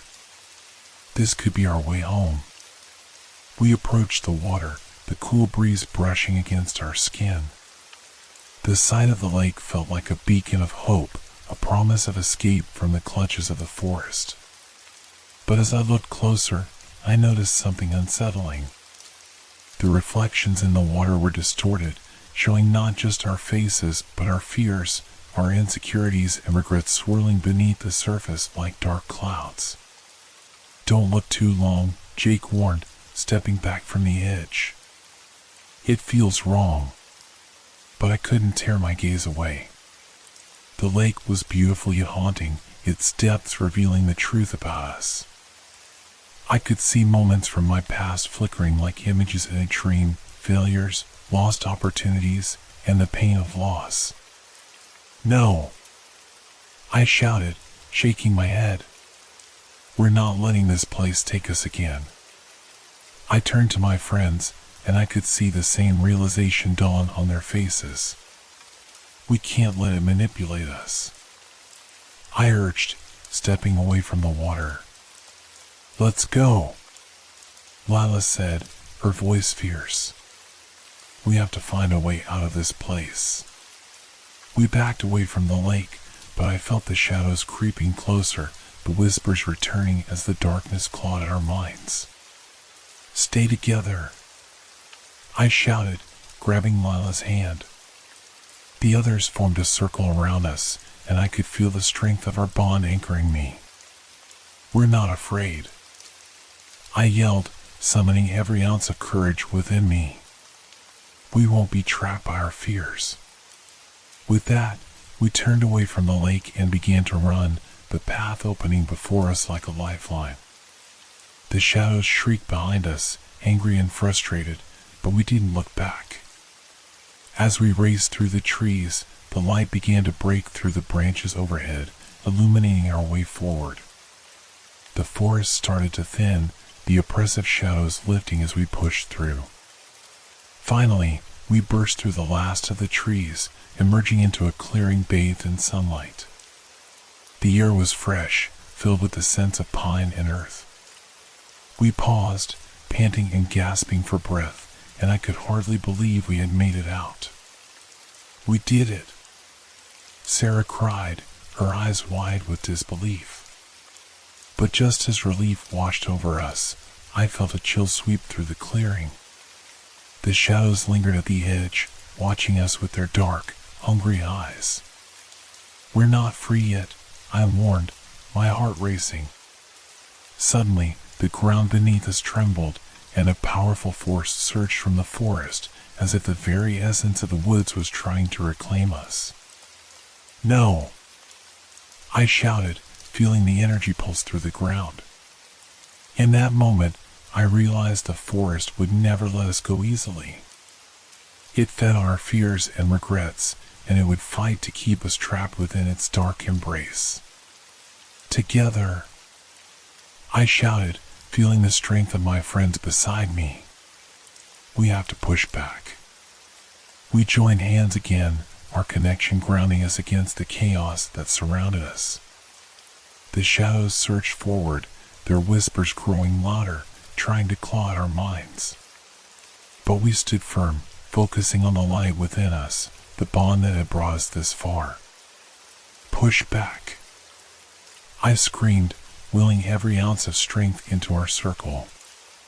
The shadows howled in rage, but we refused to yield. The light flared around us, expanding outward, pushing against the darkness. We are not afraid, we shouted together, our voices rising in unison. With a final surge of energy, we pushed back against the darkness, feeling the light consume the shadows. The force of the forest recoiled, and with one last roar, the darkness was banished, leaving us standing in the sunlight. As the shadows faded away, we stood together, breathless and trembling but united. The forest lay behind us, dark and twisted, but we had escaped its clutches. We did it, I gasped, looking around at my friends, their faces reflecting the relief and disbelief we all felt. But as we turned to leave the clearing, I couldn't shake the feeling that the forest was still watching, lurking just out of sight, waiting for the next moment of weakness. As we stepped out of the clearing, the sunlight flooded our senses, bringing with it a false sense of security. Each of us was breathing heavily, our hearts still racing from the confrontation with the darkness. "We're safe now," Sarah said, her voice shaky but hopeful. "Let's just keep moving," I replied, glancing back toward the forest. A part of me still felt the pull of the shadows, an unshakable dread that we hadn't truly escaped. As we trudged onward, the sounds of the forest began to change. The chirping of birds had faded, replaced by eerie silence. The air felt heavy, charged with something I couldn't quite name. "We should have been out by now," Lila said, looking around nervously. "I thought we were close to the road." "I thought so too," I muttered, trying to mask the fear creeping into my own voice. The trees loomed around us, taller and darker than before. I felt the sensation of eyes watching us from the shadows, even though I couldn't see anyone. "It feels wrong," Jake said, his voice barely above a whisper. "What if we're just going in circles?" "Just keep walking," I urged, though my own conviction was waning. Suddenly, a chilling wind swept through the trees, sending a shiver down my spine. A cacophony of whispers erupted around us, rising in volume until it was almost deafening. "They're back," Ben shouted, his eyes wide with panic. The shadows began to surge again, creeping through the underbrush as if drawn to us like moths to a flame. I could feel my heart pounding in my chest, fear clawing at my throat. "We can't let them in," I yelled, trying to rally everyone's spirits. We stood together again, hands linked, but the shadows pressed closer, the whispers now a chorus of our deepest fears. I could feel my past mistakes swirling around me, dragging me down, and I fought to keep my focus. "Stay strong," Lila shouted, her voice cutting through the chaos. "Remember the tree. We're stronger together." I focused on the warmth of my friend's hands, trying to block out the darkness threatening to overwhelm me. The light within us flickered, but it was still there, a beacon in the storm. But then, amidst the rising tide of shadows, I felt a sudden tug on my heart, an icy grip that sent a jolt of panic through me. I turned to see Jake, his face twisted in fear, pointing toward a shadow that loomed just behind us. "Run!" he screamed, but it was too late. The darkness surged forward, a wave of malice crashing over us, separating us from one another. I felt Lila's grip slip from my hand, and my heart raced as I turned to see her being pulled into the shadows, her terrified scream echoing in my ears. "No!" I shouted, reaching out for her, but it was as if a chasm had opened between us. "Stay together!" Ben cried, but the words felt hollow as the shadows consumed Lila's form, her cries fading into a haunting silence. Panic rose in my chest, threatening to choke me as I turned to the others. "We have to get her back." But the shadows closed in, a thick veil of darkness pressing against us, feeding on our fear and despair. I could feel my own insecurities rising, memories flooding back, every failure, every regret twisting into a noose around my heart. "We have to fight," I shouted, forcing myself to focus on the light within us. "We can't let it take us." But the shadows were relentless, a living thing with a hunger for our pain. I felt the darkness coiling around my limbs, pulling me down, suffocating me. "Help!" Jake screamed, his voice fading as another shadow reached for him. "No! Not again!" I yelled, desperation clawing at my throat. I fought against the darkness, feeling my strength waning. The whispers swelled, drowning out my thoughts, my fears twisting into a single mantra: "You are not enough. You will never escape." "Together!" Ben shouted, but I could see the despair in his eyes. We were losing our grip. I felt another hand slip away, and I turned to see Sarah being swallowed by the shadows, her eyes wide with terror. "Sarah!" I cried, but it was too late. The darkness pressed in around us, a suffocating embrace that tightened with every passing second. My own fears surged, a tide of shame and regret that I had thought I had overcome. "Don't let it take you!" I shouted, willing my friends to fight back. But one by one, they were pulled into the abyss, their screams fading into silence. I was left standing in the midst of the shadows, alone, the weight of my failures crashing down around me. The forest shifted, the shadows whispering sweet nothings, promises of release from pain. And then, in a moment of clarity, I understood the forest wasn't just a place, it was a mirror of my soul, reflecting everything I had ever feared or regretted. "Stay strong!" I shouted, but my voice wavered, faltering in the face of my deepest fears. And in that moment, I felt the shadows embrace me, pulling me into their depths. I was lost in the darkness, surrounded by the echoes of my own despair.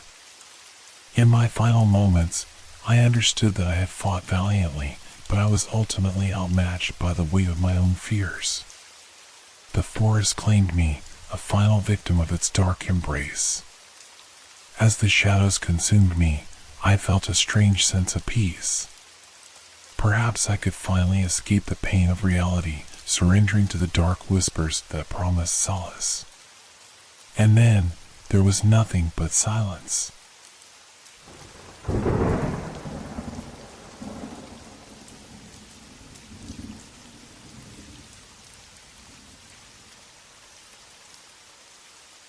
Hope your dreams are filled with fear. Good night.